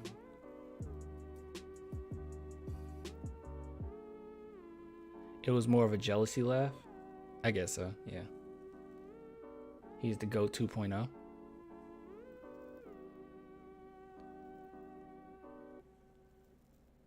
Wow, that was a great segment. I can see why that one got so many views. Hold on, let's see what they had to say. God, please let this kid have a career with minimal injury. What a gem. He got the class, the charisma, the talk, and the skill to back it all up. Can't wait to see Wemby. I wish I wasn't free in the universe. You are. That's it. That's the moment. This kid not only has immense unconditional confidence in what he can do, he just went out of his way to instill that confidence in JJ. Just with that little line. That is true. He's not taken aback. He reminds me of Jeremy Sohan a little bit. He's not taken aback by who he's talking to. Guys, he's in an interview with a really good player. JJ Redick was a really good player. One of the better sharpshooters we've seen in the league. I mean, he has a great career. He had a great career. And he's sitting in front of this former NBA player. And he's not taken aback by at all. He's so confident in who he is. No one can throw him off. No one, he's not starstruck. That's how Sohan is. That's why it throws everyone off when he talks bad about LeBron. He's not starstruck. He doesn't care. He's his own he doesn't care. He doesn't care. Now, I don't like Brandon Miller's responses to like talking about GOATs and all that. I mean, he is way too keyed in on Paul George. That's a little weird. But this is good. This is great. For real, I think that's why Wemby and Sohan is going to be a legendary duo. Both of them, they don't care. Good stuff. He said Paul George. Yeah, Paul George is the GOAT. Yeah. Bro, Wemby knows Jesus is only one that hands out certified confidence like that. I mean, I don't know his religion affiliation. I I don't know, bro. Like, he's just confident. There's people that aren't religious that's very confident. Like, he might not be religious at all. I don't know. The way he talked, I'm assuming he's probably a little, like, spiritual in a way. I don't know. Maybe. Yeah, he's just confident. Yeah, he's really confident. This is a great interview. This was a great interview, bro. Wow. Wow. Wow. All right. All right, guys, here's the question. All right. There's this long interview here. It's really long. It's so long. It's an hour. Should I? Or should we just wait till tomorrow? I'm French, living in Paris. He's not religious. Yeah, I figured he's probably not religious, man. Why not? It's just so long. Maybe I should just wait and do it tomorrow. I'll do it before the stream. Like, got 160 people in here. Man, it was quite a bit earlier, wasn't it? Let's wait on this one. Up to you. I'm gonna wait on this one. We'll go through this whole one. We'll do it tomorrow. I'll try to get on 2 hours before the draft and we can go through it. Let's see. I'm sure we got more stuff to talk about. Let's see. There'll be smaller segments. Let's see what we got here. Okay, I need to know the context of this. Do they not have the middle finger in France and someone was giving him the middle finger? Like, hey, Wemby, this means hello in New York. And then he gave it back like, hello. I'm just joking. What is this? I think it's awesome, but I also need to know Houston Rockets fan probably. I mean, everyone says this is what I'm giving Rockets fans, but like, see, when I see Rockets fans on my timeline, but like, what was it really? He doesn't care, bro. I legit, like, watching these interviews of Wemby, I legit want to be like Wemby. Like, I want, like, when I talk to people that are older than me, I kind of like take that like respectfulness, but like to a acknowledgement in my head that this person's so much older than me. But I would much rather like have the skill set that he has even at 19 of talking to people that are in like, you know, the way he talked to JJ Redick, I just really like that. I would love to implement that. Like a mutual, kind of like a mutual level type deal, you know? You guys know what I'm saying. Maybe, I don't know.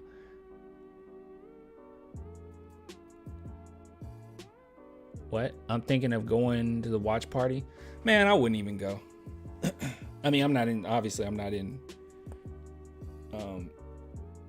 New York and I'm not in San Antonio or nothing like that, but I wouldn't even go. I would just chill at the house, even if I were. I refuse to believe Wemby is in the same age as me. He's so mature. Listen, man. You can be like Wemby too. You can, I don't know. 60K tickets? Huh? Are we talking about New York? What are we talking about? The heck is 60K tickets? You're not talking about San Antonio, are you? People camping out there in San Antonio?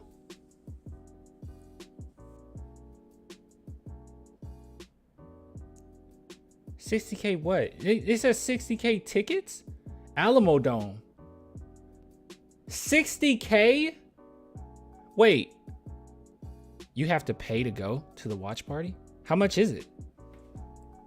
Watch party at AT&T Center. 60, guys, 60,000? It's free? Then what you still got to get tickets though? First come, first serve? Okay. What the heck are we talking about?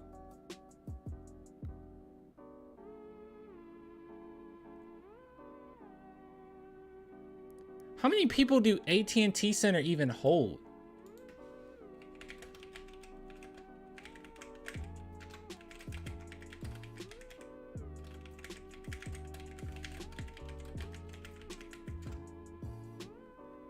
Yeah, it It holds 19,000. What the heck are we talking about?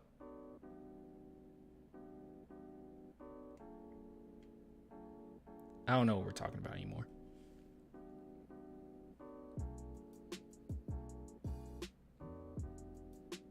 It's free, but they're giving out tickets, so they probably gave out 60K already.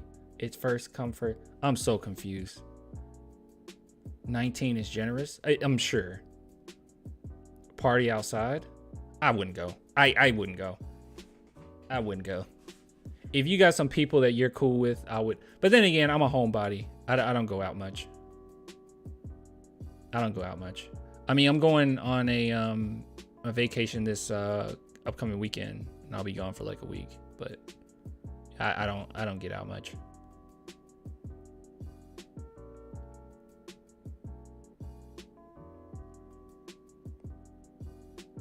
I've got season tickets. Been going since day one. It's 18. 6 at most.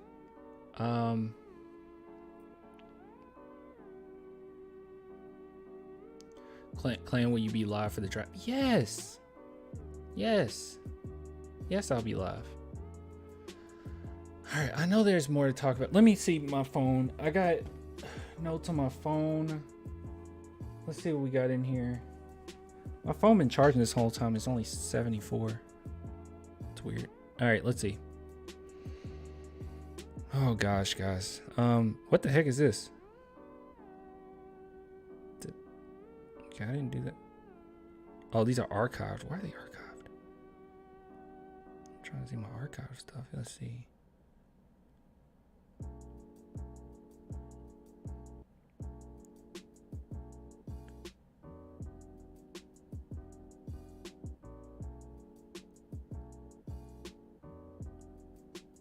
Oh, this was something. Hold on, let's see. So Air Alamo, Spurs, fleecing. Is that something? Let's see.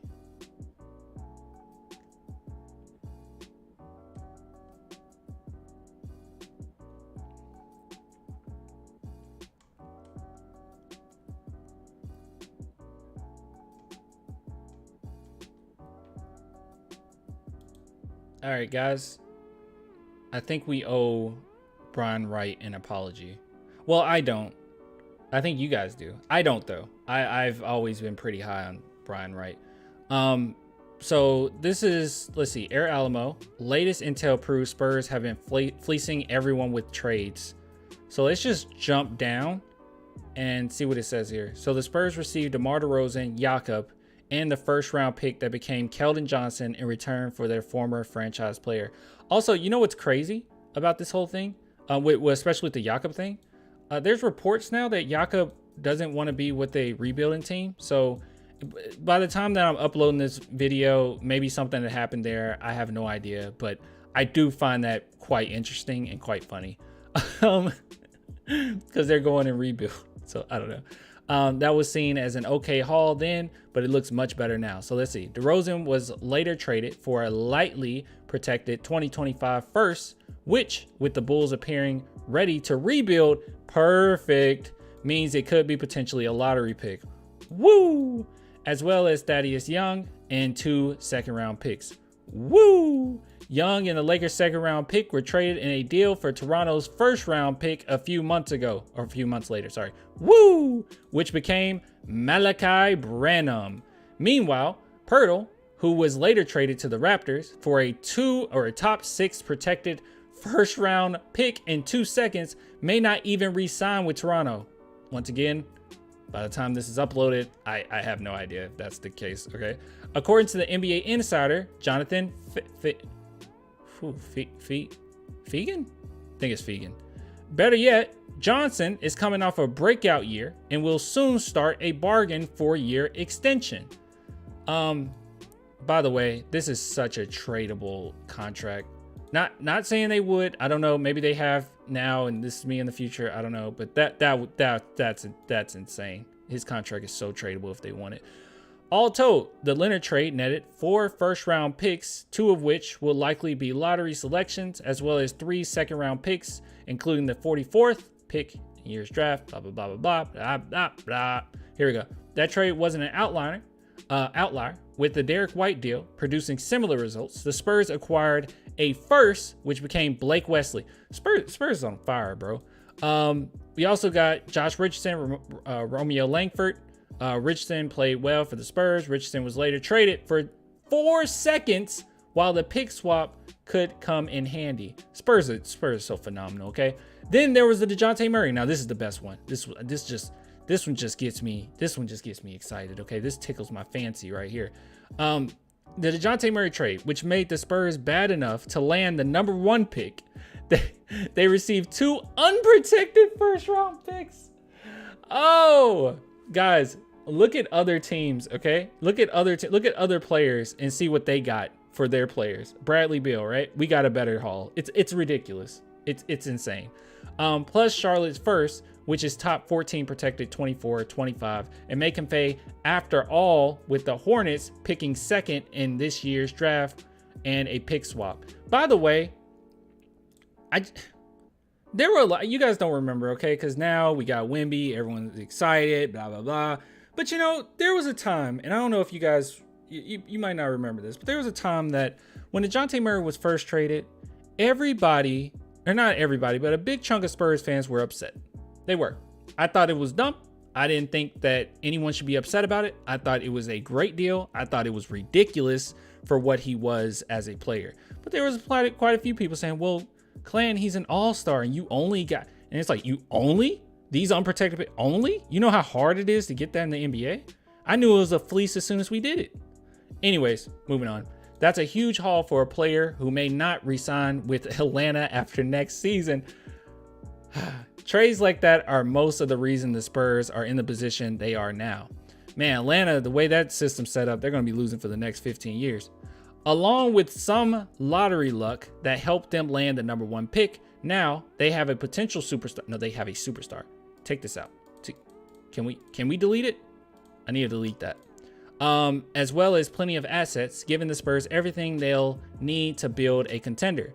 All right, 7 players the San Antonio Spurs gave up on too soon. Wait a minute. Okay, these are other articles. All right, good stuff. We fleecing, and we keep on fleecing. Let's see. He said, not me, good riddance. I love that trade 100% at the time. Thought it was brilliant. Dude, maybe I'm just on Twitter too much. There were so many Twitter people upset. TTV said, I got Ish on Discord for saying Murray should get traded. 1 month later, he did, and I was laughing. Yeah, people, I mean, look at my channel, bro. Every time I brought it up, people would get upset. And also, like, people, like, didn't like me bringing it up anyway because I was always seen as the DJ hater. I was never a big DJ person. I like all the stuff that was off court, I would mention, and people say, why is that a big deal, Clan? It's not on the court. And I'm like, okay.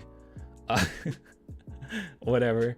I would point out how, like, sometimes in games, it's not really going by the flow. It's just, I'm going to try to shoot at the end. And it's like, that's not great for our future point guard. I always brought up how I like Derek White more as a facilitator. People got mad about that. People hated my takes. Hey, another take I had, which mostly everyone agree with me now. Keldon Johnson. I like Keldon, but he's a role player. I said that last season, the beginning of last season, everyone crapped on me. Now, I think most Spurs fans agree with that.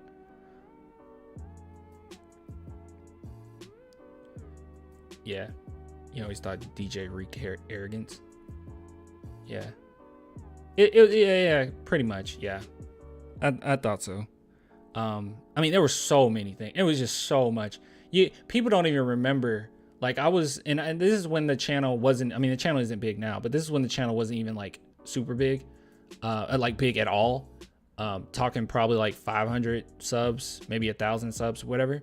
And I talked about DeJounte when the Spurs sat him and said, hey, you're going to come off the bench for the next games or whatever. And we're going to start Derek because LaMarcus Aldridge wanted Derek to start. DeMar DeRozan wanted Derek to start because they just thought that he flowed with the offense a little bit better. And Popovich agreed.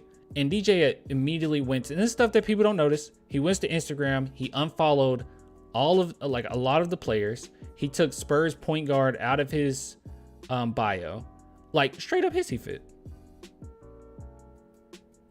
Yeah. I think I followed your IG before your channel. Yeah. Enough on DJ. I don't know why we got on. Look, Spurs are fleecing. It's great. It's wonderful.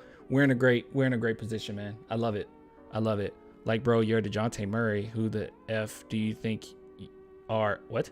Man thought he was a superstar or something. Oh, yeah.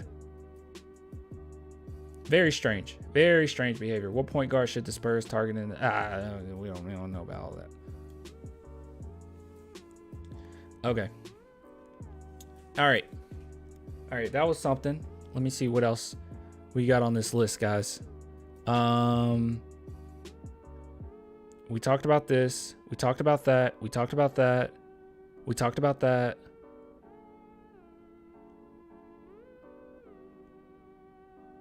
I think we talked about that. We talked about that. We talked about that. Did a video on that.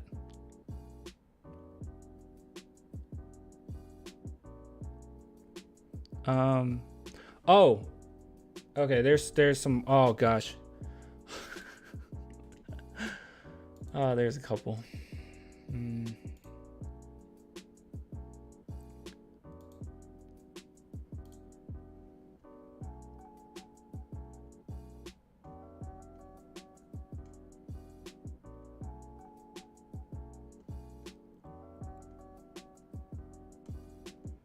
Let's find it.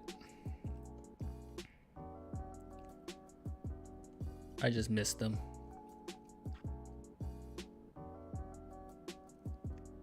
Is this worth anything? Oh, it's not worth anything. Oh, this. All right.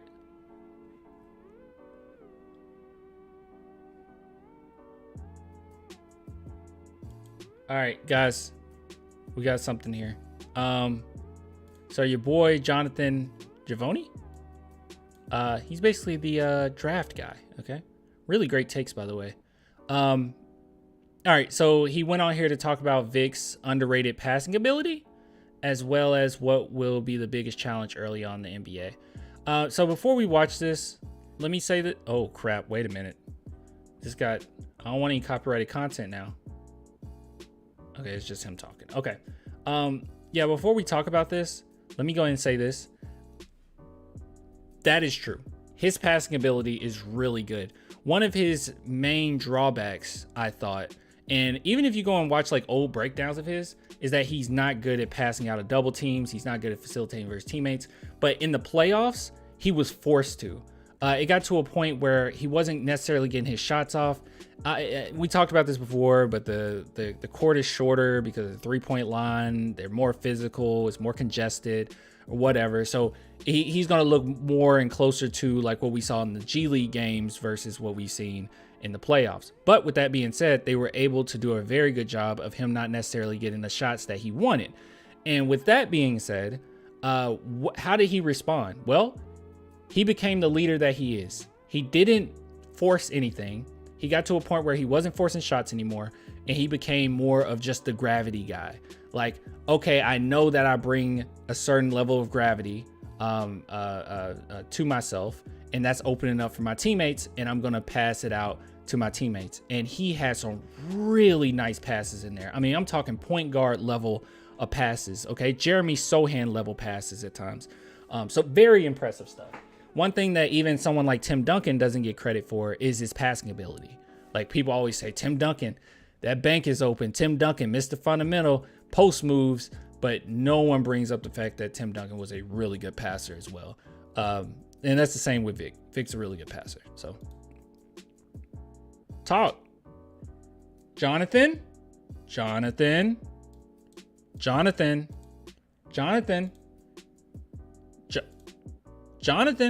Hold on. Let's try something. All right, Jonathan.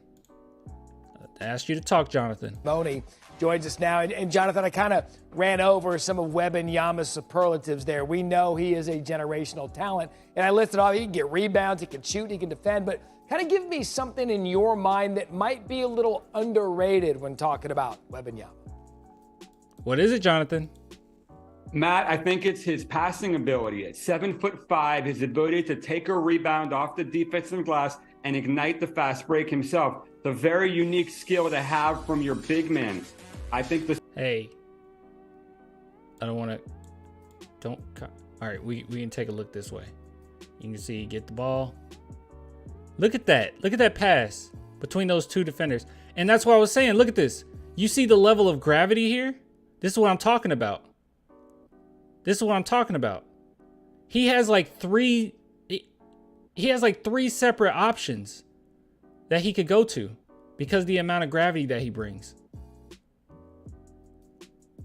He has the cutter. He has his teammate in the corner. He has this guy. I don't even know who that is. But yeah, that's what I'm saying. So much gravity. Good pass. Oh, was that the one? Yeah. Look at this. This one was insane. I went over this on Instagram, I think. He made a pass. He made a wraparound pass from his own elbow, from the elbow to his own corner.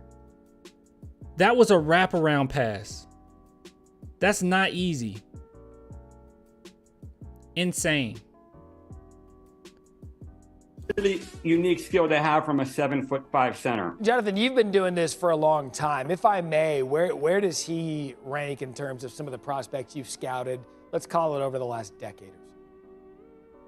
Matt, he's the best prospect we've seen since LeBron. Okay, that's actually the one thing I would complain about, Eric. He said, yes, his fast break outlets are insane. Sometimes that actually is something that he has to work on. I think that he doesn't push the pace enough. But then again, I'll be honest and transparent in saying that I don't know every difference between like the NBA and overseas basketball. But he's definitely gonna have to push the pace with the Spurs.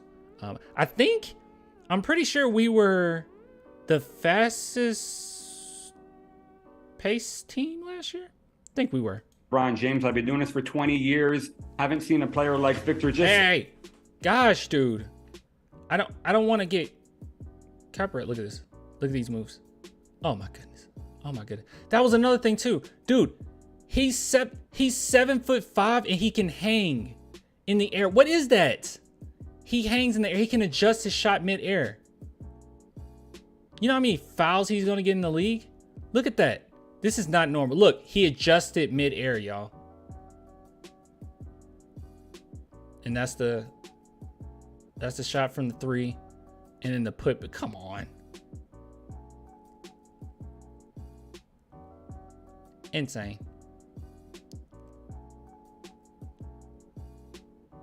Look at that. Get that out of here. Look at the anticipation. Look at his anticipation. He thought he had him because he did jump just a little bit. He's like, ooh, you got me a little bit. Nope. Get that out of here. Nasty. All right, Jonathan, talk. That's frightening, too. 19 years old. There was that story that our Brian Windhorst put out there that he might still be growing, which in and of itself is frightening. I hope not. The fact he's already 7'4" and he's 19 years old. So everything good right now, Jonathan, but it's got to be. Oh, thank Big Herm. Let's go draft day. Heck yeah. Thank you. Thanks for subscribing.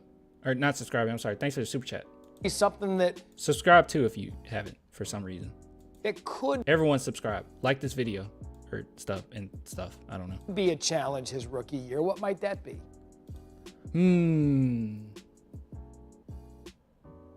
I'm going to go with the outlet passes. That's it. I think most casuals will say like the physicality, but like I've watched the playoffs that he's played in, all right? They're way more physical and he held his own pretty decently well. I think he had like 22 points in that last game.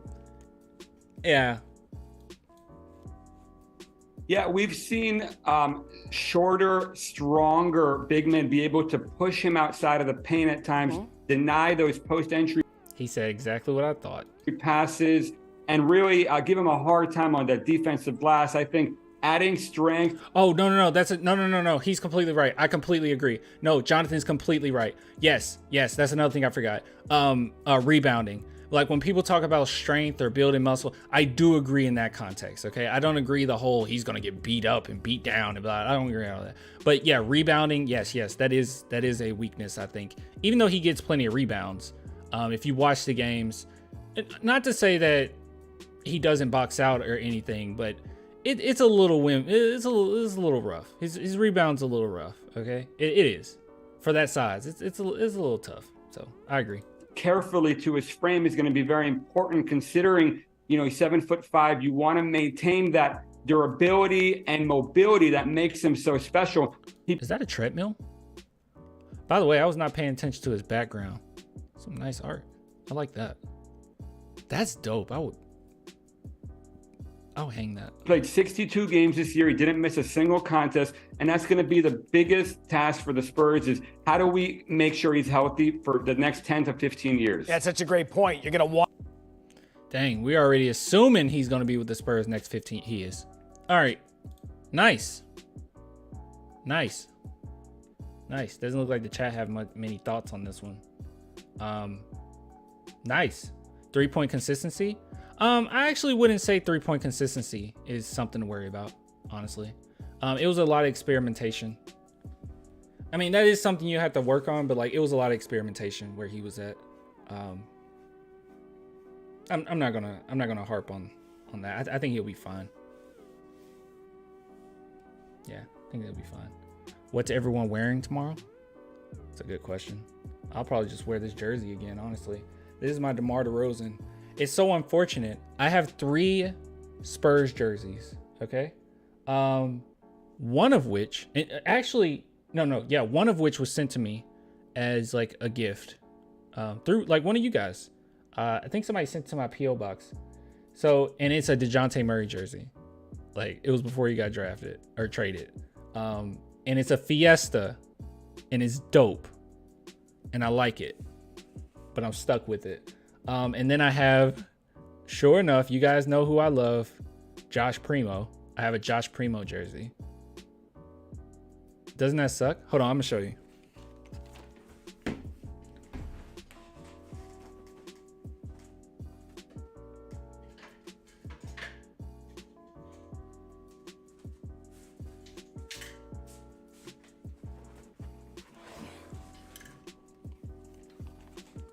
Not too far from my closet. You know, I'm gonna be honest with you guys. I kind of like the dyed hair, man. Even with a hat on, looks pretty dope. I gotta get a haircut though. I'm gonna get a haircut this Friday. Trim this up. I like it though. Yeah, I like it. I'll do this. See that? Look at that great. Look at that great. Look at that platinum blonde there. Look at that platinum blonde. Okay. Sorry. Yeah, so see, I have Primo. Yay. Isn't that great? Still got the tag on it. Because guess what? I wasn't able to wear it. Because after I got it, he became a villain. And then someone sent me this dope Fiesta jersey of DeJounte. Yay. Yeah, DeJounte. Yeah. I'm sad. I'm sad.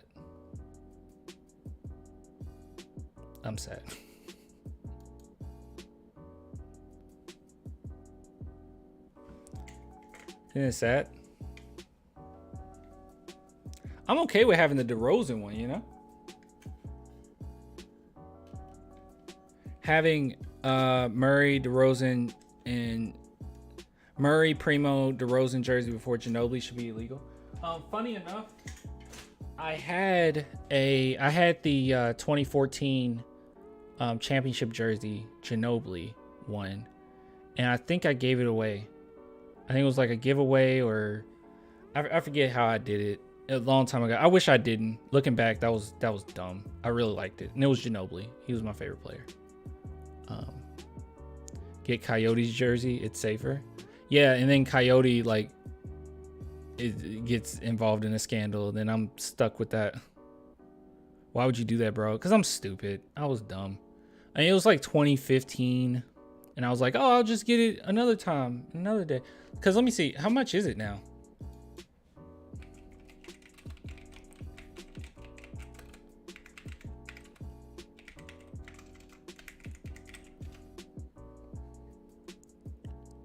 Oh, dude, I can't even find it. What the heck? Oh, dude, I don't see it. It's like similar to this. Yeah, it's like this one. But it was white, I think. No, it wasn't. Oh, gosh. Dude, I legit won't be able to find it?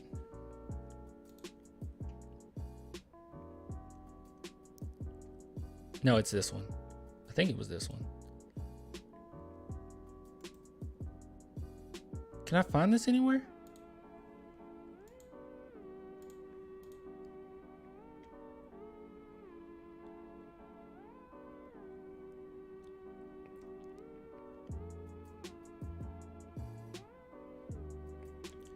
Oh, man. That was a bad move I made. And I had this hat, but it got like really dirty and I couldn't clean it. I don't know. And I didn't take care of things back then.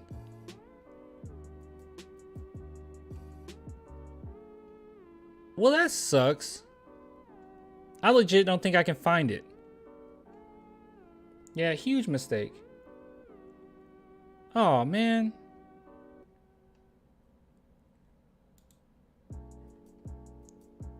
I got it the day, like I ordered it the day we won, obviously, because they have those commercials, right? And they're like, hey, championship, buy things.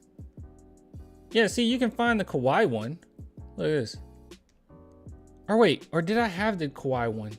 Wait, I might have got the Kawhi one.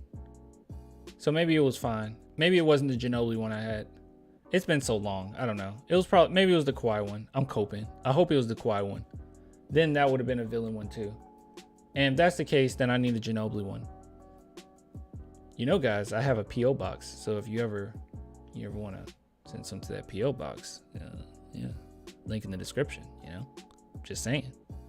Try using an old toothbrush and dish soapy water for your hat, then let it dry. Okay, I'll just do that next time. Bro, don't buy any more jerseys. I probably should. I think. Oh, thanks, Eric, for the super chat. You didn't even say anything in the super chat. Yeah, I think it was Leonard. All right, guys. Let's see. What other thing do we need to go over? Oh. Okay.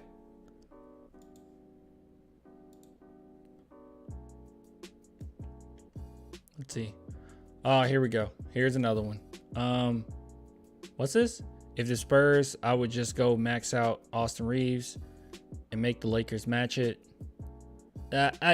Skip that topic. That's not worth it.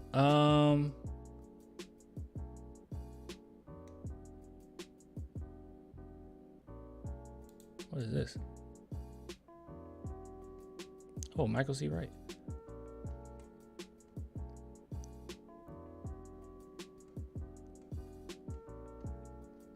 Should I go through all this?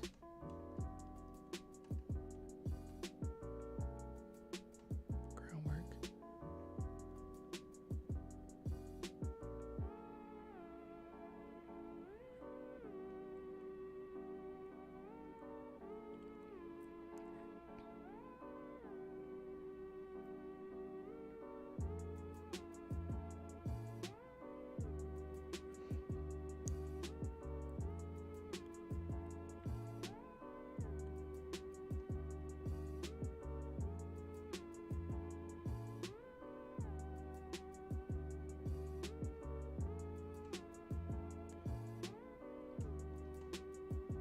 I'm not worried about this. You know, one thing that really like rubs me the wrong way when it comes to Spurs fans, not you guys because you're cool, but when it comes to like Twitter Spurs fans, is some people just complain about everything. You know, when there's stuff not even to complain about. Like, I'm a Cowboys fan. I know what a bad franchise looks like, but for some reason, there's people that will find a way to complain about the Spurs. Like, they will find like the smallest of examples. Oh, what about Luka? Luka was a flop. He was a bust. Okay. Like, how many players? I mean, the percentage of players that we have that stick with our team and end up being like okay in the NBA is way higher than anybody else. How many players are surviving that came like after like Luka, right? It's just so weird. It's just such a weird thing. Criticizing for no reason. Kevin got jokes. Kevin got jokes. Toxic Spurs fans and IG Twitter Spurs fans and IG fans are pretty toxic when we're losing. God, and then the whole thing like you don't want to tank and like the anti-tankers, that was a weird thing.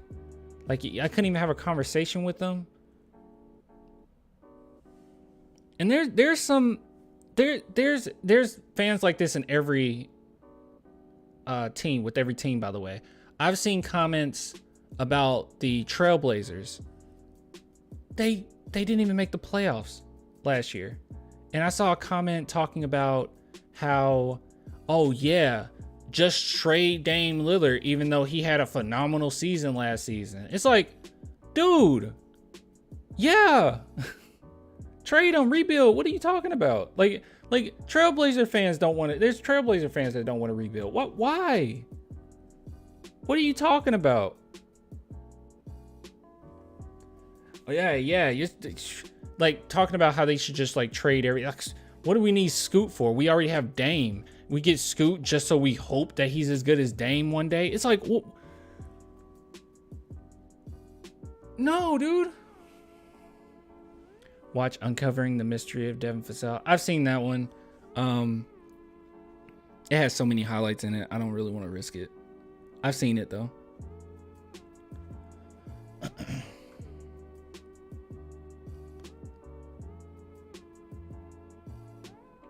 But yeah. All right, guys, can we let's give some love, okay? I hear this quite often, in which people talk about how the Spurs need so many more big men, not just Wemby. You need 50 centers. You need 50 centers to help Wemby. You need all of them, okay? Well, what do you want Porzingis for? I mean, we need Porzingis. That would be me. I would be saying, what do you need Porzingis for? But Spurs fans typically are like, no, Porzingis. But you know what? I think Zach Collins is pretty cool. I think he's pretty good. Let's take a look at this. So this is a chart showing, actually, let's go to B-ball index because they'll do it. So the higher you go up, better guarding on the perimeter. The further you go right, better protecting of the rim. So let's take a look at this. All right. So let's see where our good boy Zach Collins is on this list. He is right here. Honestly, hold on. Can we just put this in there we go. All right. He is very far to the right. Obviously, he wouldn't be high on this list because he doesn't guard in the perimeter, but he's done a phenomenal job here. And sure enough, I will give credit where credit is due. Porzingis is ahead of him, but he's right there with Giannis. Okay, as far as defending the paint, he's right there with Giannis. Where is Jakob? Chat, do you see Jakob? Oh, there's Jakob. Okay, Jakob is not as good at defending the paint as Zach Collins is. So the rim points saved. Another thing I'm going to bring up too when it comes to Zach is we looked at some analytics like during last season. And one thing that we noticed was defensively, they were basically one and the same. And the only difference that was separating them was the offense, really, and it was the fact that Zach Collins could shoot threes.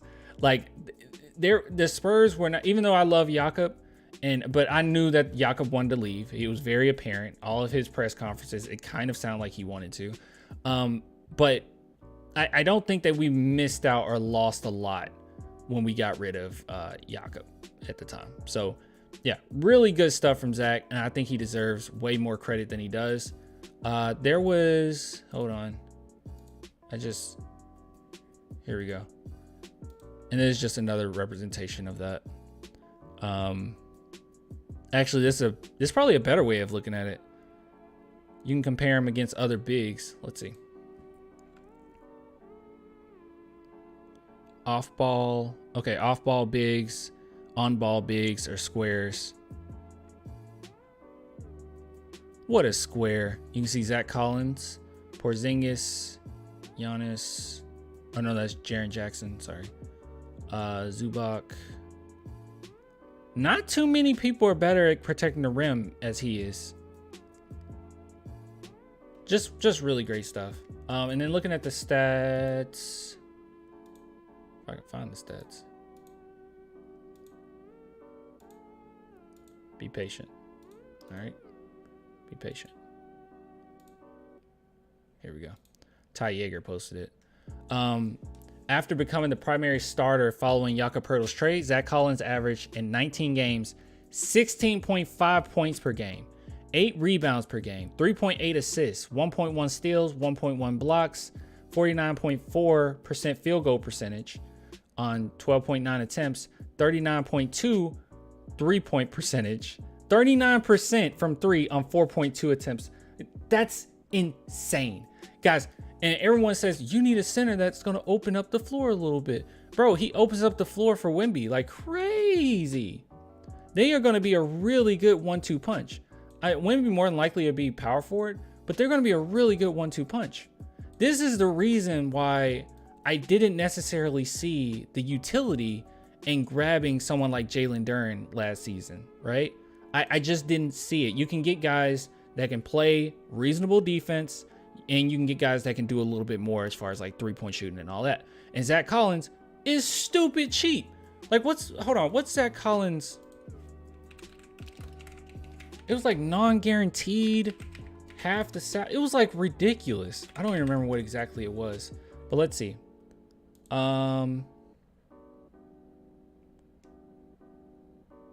Yeah, non-guaranteed, 7.7 million. He's taking up no cap space. Bro, I wouldn't be surprised if the Spurs went ahead and just gave him another contract. Right? I mean, he's been great. This is the Zach Collins Portland saw in the lottery. I won't go that far. I mean, they were expecting like star level. I won't go that far. But he is really good. He is really good. Watch Zach Collins interview about Wembanyama. Okay. We got a Zach Collins.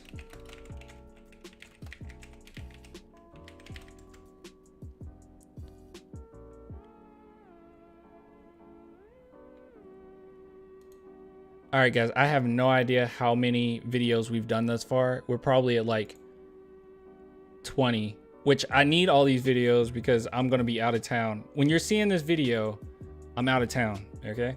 All right, let's see. Zach Collins talks about Wembanyama. I set the end that time, guys. What's going on? Oh, this is, hold on. Yeah, this guy's cool. He usually sends me these interviews. This guy's cool. He just did an interview with Doug McDermott. Cool stuff. All right, let's see. And now I know how to move the closed captions. Haha, we learned that during stream. All right, let's listen in. Viewers, Damian Bartoni here from Fox West, Texas. Last week I spoke to Doug McDermott. This week I got someone that actually was the first current Spurs player that I've ever interviewed, Zach Collins, when I was an intern at Kents 5. Now I'm a full-time TV boy, and he's a full-time basketball player for the Spurs, killing it. Zach, my brother, how are you doing? I'm great, man. Can't complain. Thanks for having me on again. Absolutely, bro. It's been a long time, right? Zach, you're making millions of dollars. Where's your mic? I mean, I even have like a little tiny mic in my car. If I ever have to live stream on my phone, and I put it right here. Put it right here. It's like $10, man. What are you doing? I'm just kidding. He never has to like do any of this. So yeah. Last year, whenever we were talking, it was a far different scenario, right? Like you were coming into the season, you were telling me like, man, what a year to kind of like pick up where I left off, right? Depending, looking at where the team was at. And I feel like for you, bro, the first couple of months, it was a little bit rocky. You were trying to still find your footing, but as the season closed out, man, you started to play really, really well. Tell me, what was like a big reason for that? I'm trying to get a look at his tattoo. It looks pretty cool. Just kind of sticking to it, sticking to my routine, like you said. The first couple of months, we're still trying to figure out, really what my role was going to be. Guys were kind of in and out of the lineup, and it was just something to get used to. But eventually, I was able to come into my own a little bit, and then obviously when I got the starting spot later in the year, that kind of frees up your game because you're going to be playing a lot. And you're not afraid to go out there and take more chances. So that was definitely the thing for me, just staying in the process, staying in my routine. See, they're like me. They don't want any copyright strikes. They're like me. Knowing that the tide was going to turn. I will show a player in elementary school if I can get around copyright. And you and I are MMA fans, bro. You were kind of like Dominic Cruz, man. Dominic Cruz had some injuries, right? He had to find his footing. Oliver, Clan, hi. Clan, just wanted to say you helped me so much this past month with your videos. Well, that's good, man. I'm happy I was a part of that, But if you're going through anything, take credit for what you did as well, to help you get through it, Not just the media you consumed. It was some things that you did as well. And that's awesome though. I'm glad that I was part of that, and that means a lot. So that's cool, man. He took a fight against Takea. He won it, but it was like a questionable decision, right? Then all of a sudden he got back on his groove and really started to show himself, right? And you're in the same boat with that. You really started to come on much strong. Love, man. And I mean, you just embodied what I think the Spurs need for this next generation. You're tough. You don't take anything from anyone. You just like to play basketball, bro. And I feel like you fit the Spurs culture. Do you also feel that way as well? Yeah, I mean, I just like to go out there, like you said, and play basketball. I'm my happiest when I'm playing the game. So, anytime I can just have more reps of that and just playing a lot of minutes, I wish I could play 48 minutes every game. I just love playing the game. Love the process of it all. And the way the Spurs organization is ran, everything is very first class, and to be a part of that, it only helps you level up your game more. Like the opportunities to get better, they're always there. It's just a matter of if us as players take advantage of it with the Spurs. So very thankful that I'm here doing it this way.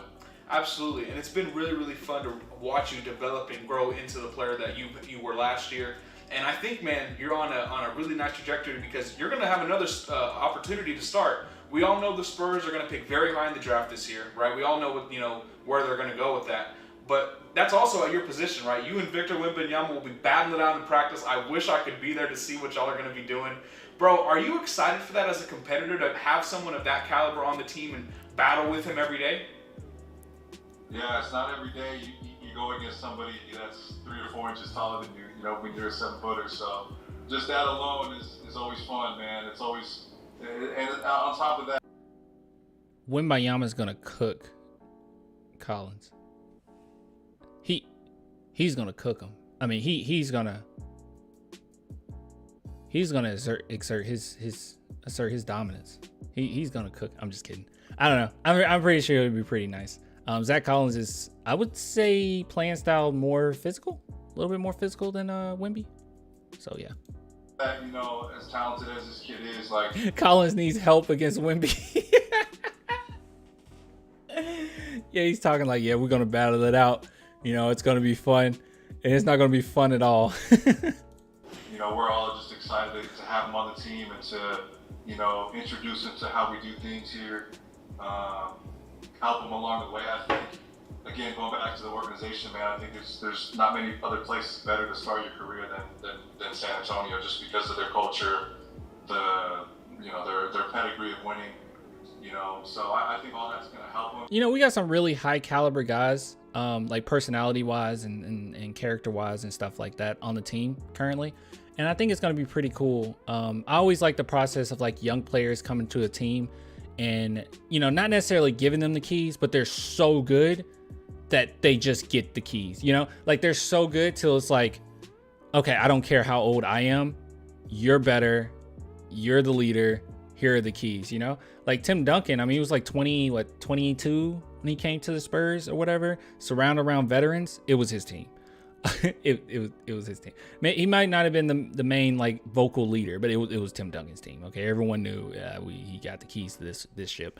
And I think that's gonna be pretty cool with Wemby, because his personality wise and skill wise, I think he's gonna get the keys pretty early. But as far as competition goes, we're going to go at it every single day. I mean, every practice we had this year was super competitive, so it's only going to get even more and more competitive. So we're looking forward to having it. Bro, it reminds me of like a... Don't forget Barlow. That kid got dog in him. Yeah. Oh, thanks, Eric. Eric says, the best part of this interview, there's been a league and Spurs imposed gag order talking about Wemby. And Zach clearly didn't get the memo. Wait, what?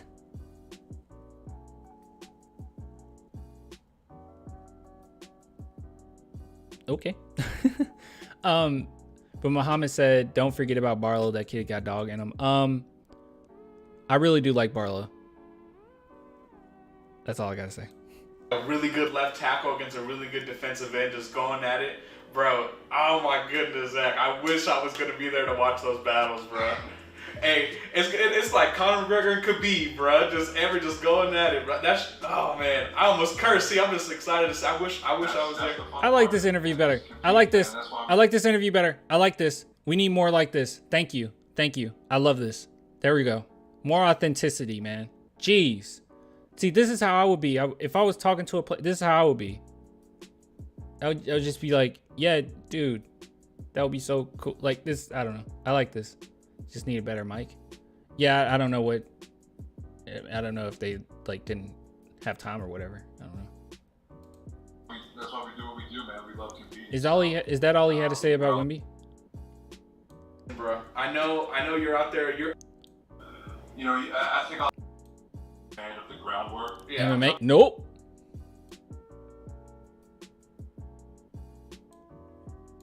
I'm super excited. I'm not like Zach Collins on the court in terms of jiu-jitsu, man. There's no comparison. Nope. Mm-mm. No. I don't think so.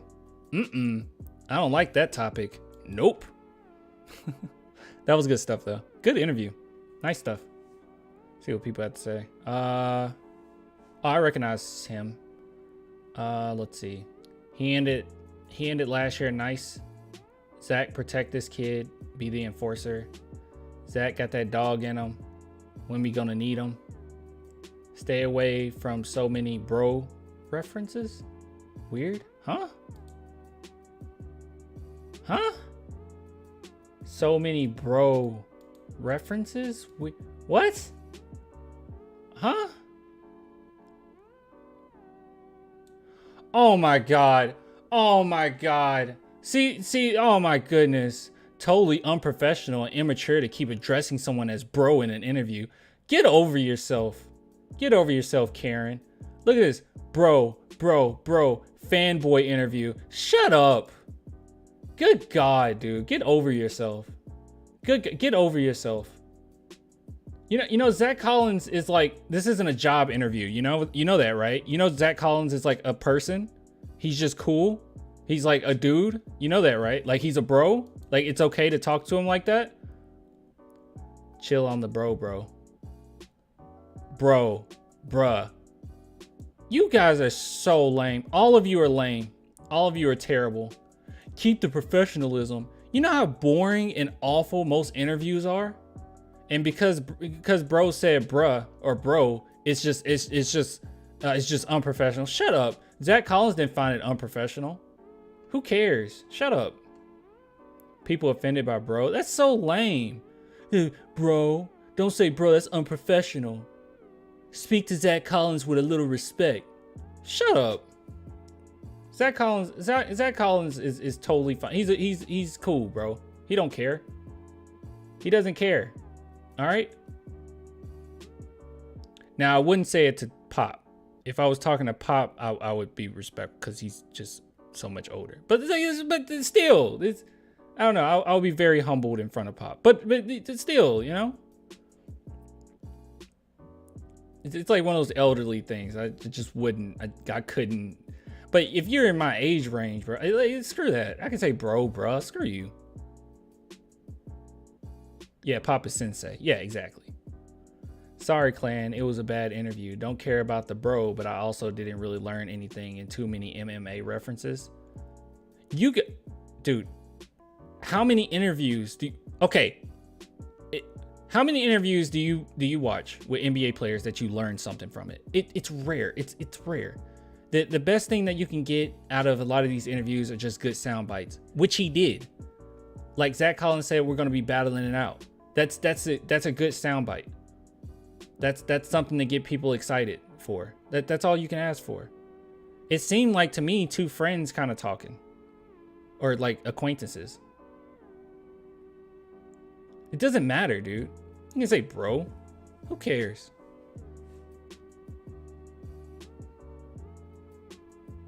You can say bro. I thought it was fine. That was my impression. Like, you saw my initial impression before I even saw the complaints here. My initial impressions was authenticity. I think it was good. It was cool. He's excited to talk to him.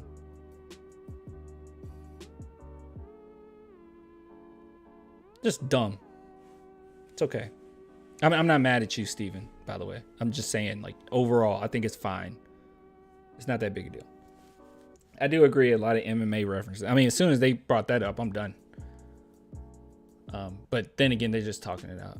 It was a good interview. It was a fun interview. Yeah. It was a fun interview. Yeah. Homie, it's 2 a.m. You putting in that work? Oh, God. Yeah, it's 2:40. Oh, my God. This is actually the last thing I was going to go over. If I have anything else, I'll do it in the stream tomorrow. I'm going to try to get on 2 hours before the the draft. Pray for me. We'll see. I'm going to try. At the very least, it'll be an hour before, but I'm going to try. I'm going to try. It's draft day, baby. Yep. I need to go to sleep. We got to get Clan bigger so he can get us interviews. If I am going to say so many bros and brus and dudes, and it's going to be ridiculous. I'm telling you that right off the bat, all right? It's going to be a lot of bros and dudes and mans and dogs and homies and for shizzles.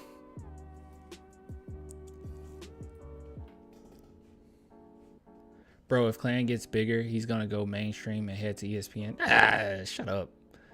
Don't be silly. I'll never be that big, I don't think. I'm cool with what I got going right now. All right. If I got a couple interviews, it will be nice, but I'm pretty content with where I am right now. Remember when Devin said y'all gotta stop bringing up this Vic dude on his live? Yeah, I remember. That was funny. Yeah, good stuff though. You can say bruh if you want.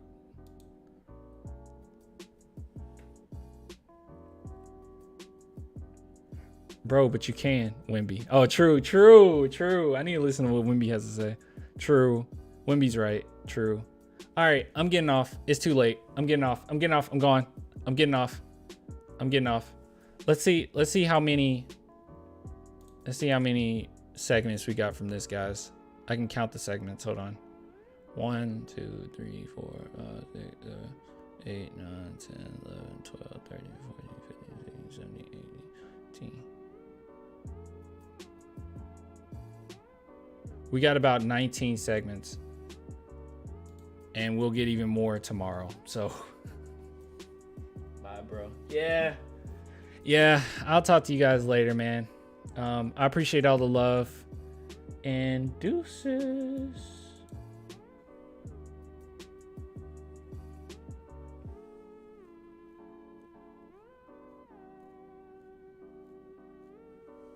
Elijah's right. Too many people watching, not liking. Like the stream. All right, now I'm gone. I'm gone for real this time. Laters. Yeah, later.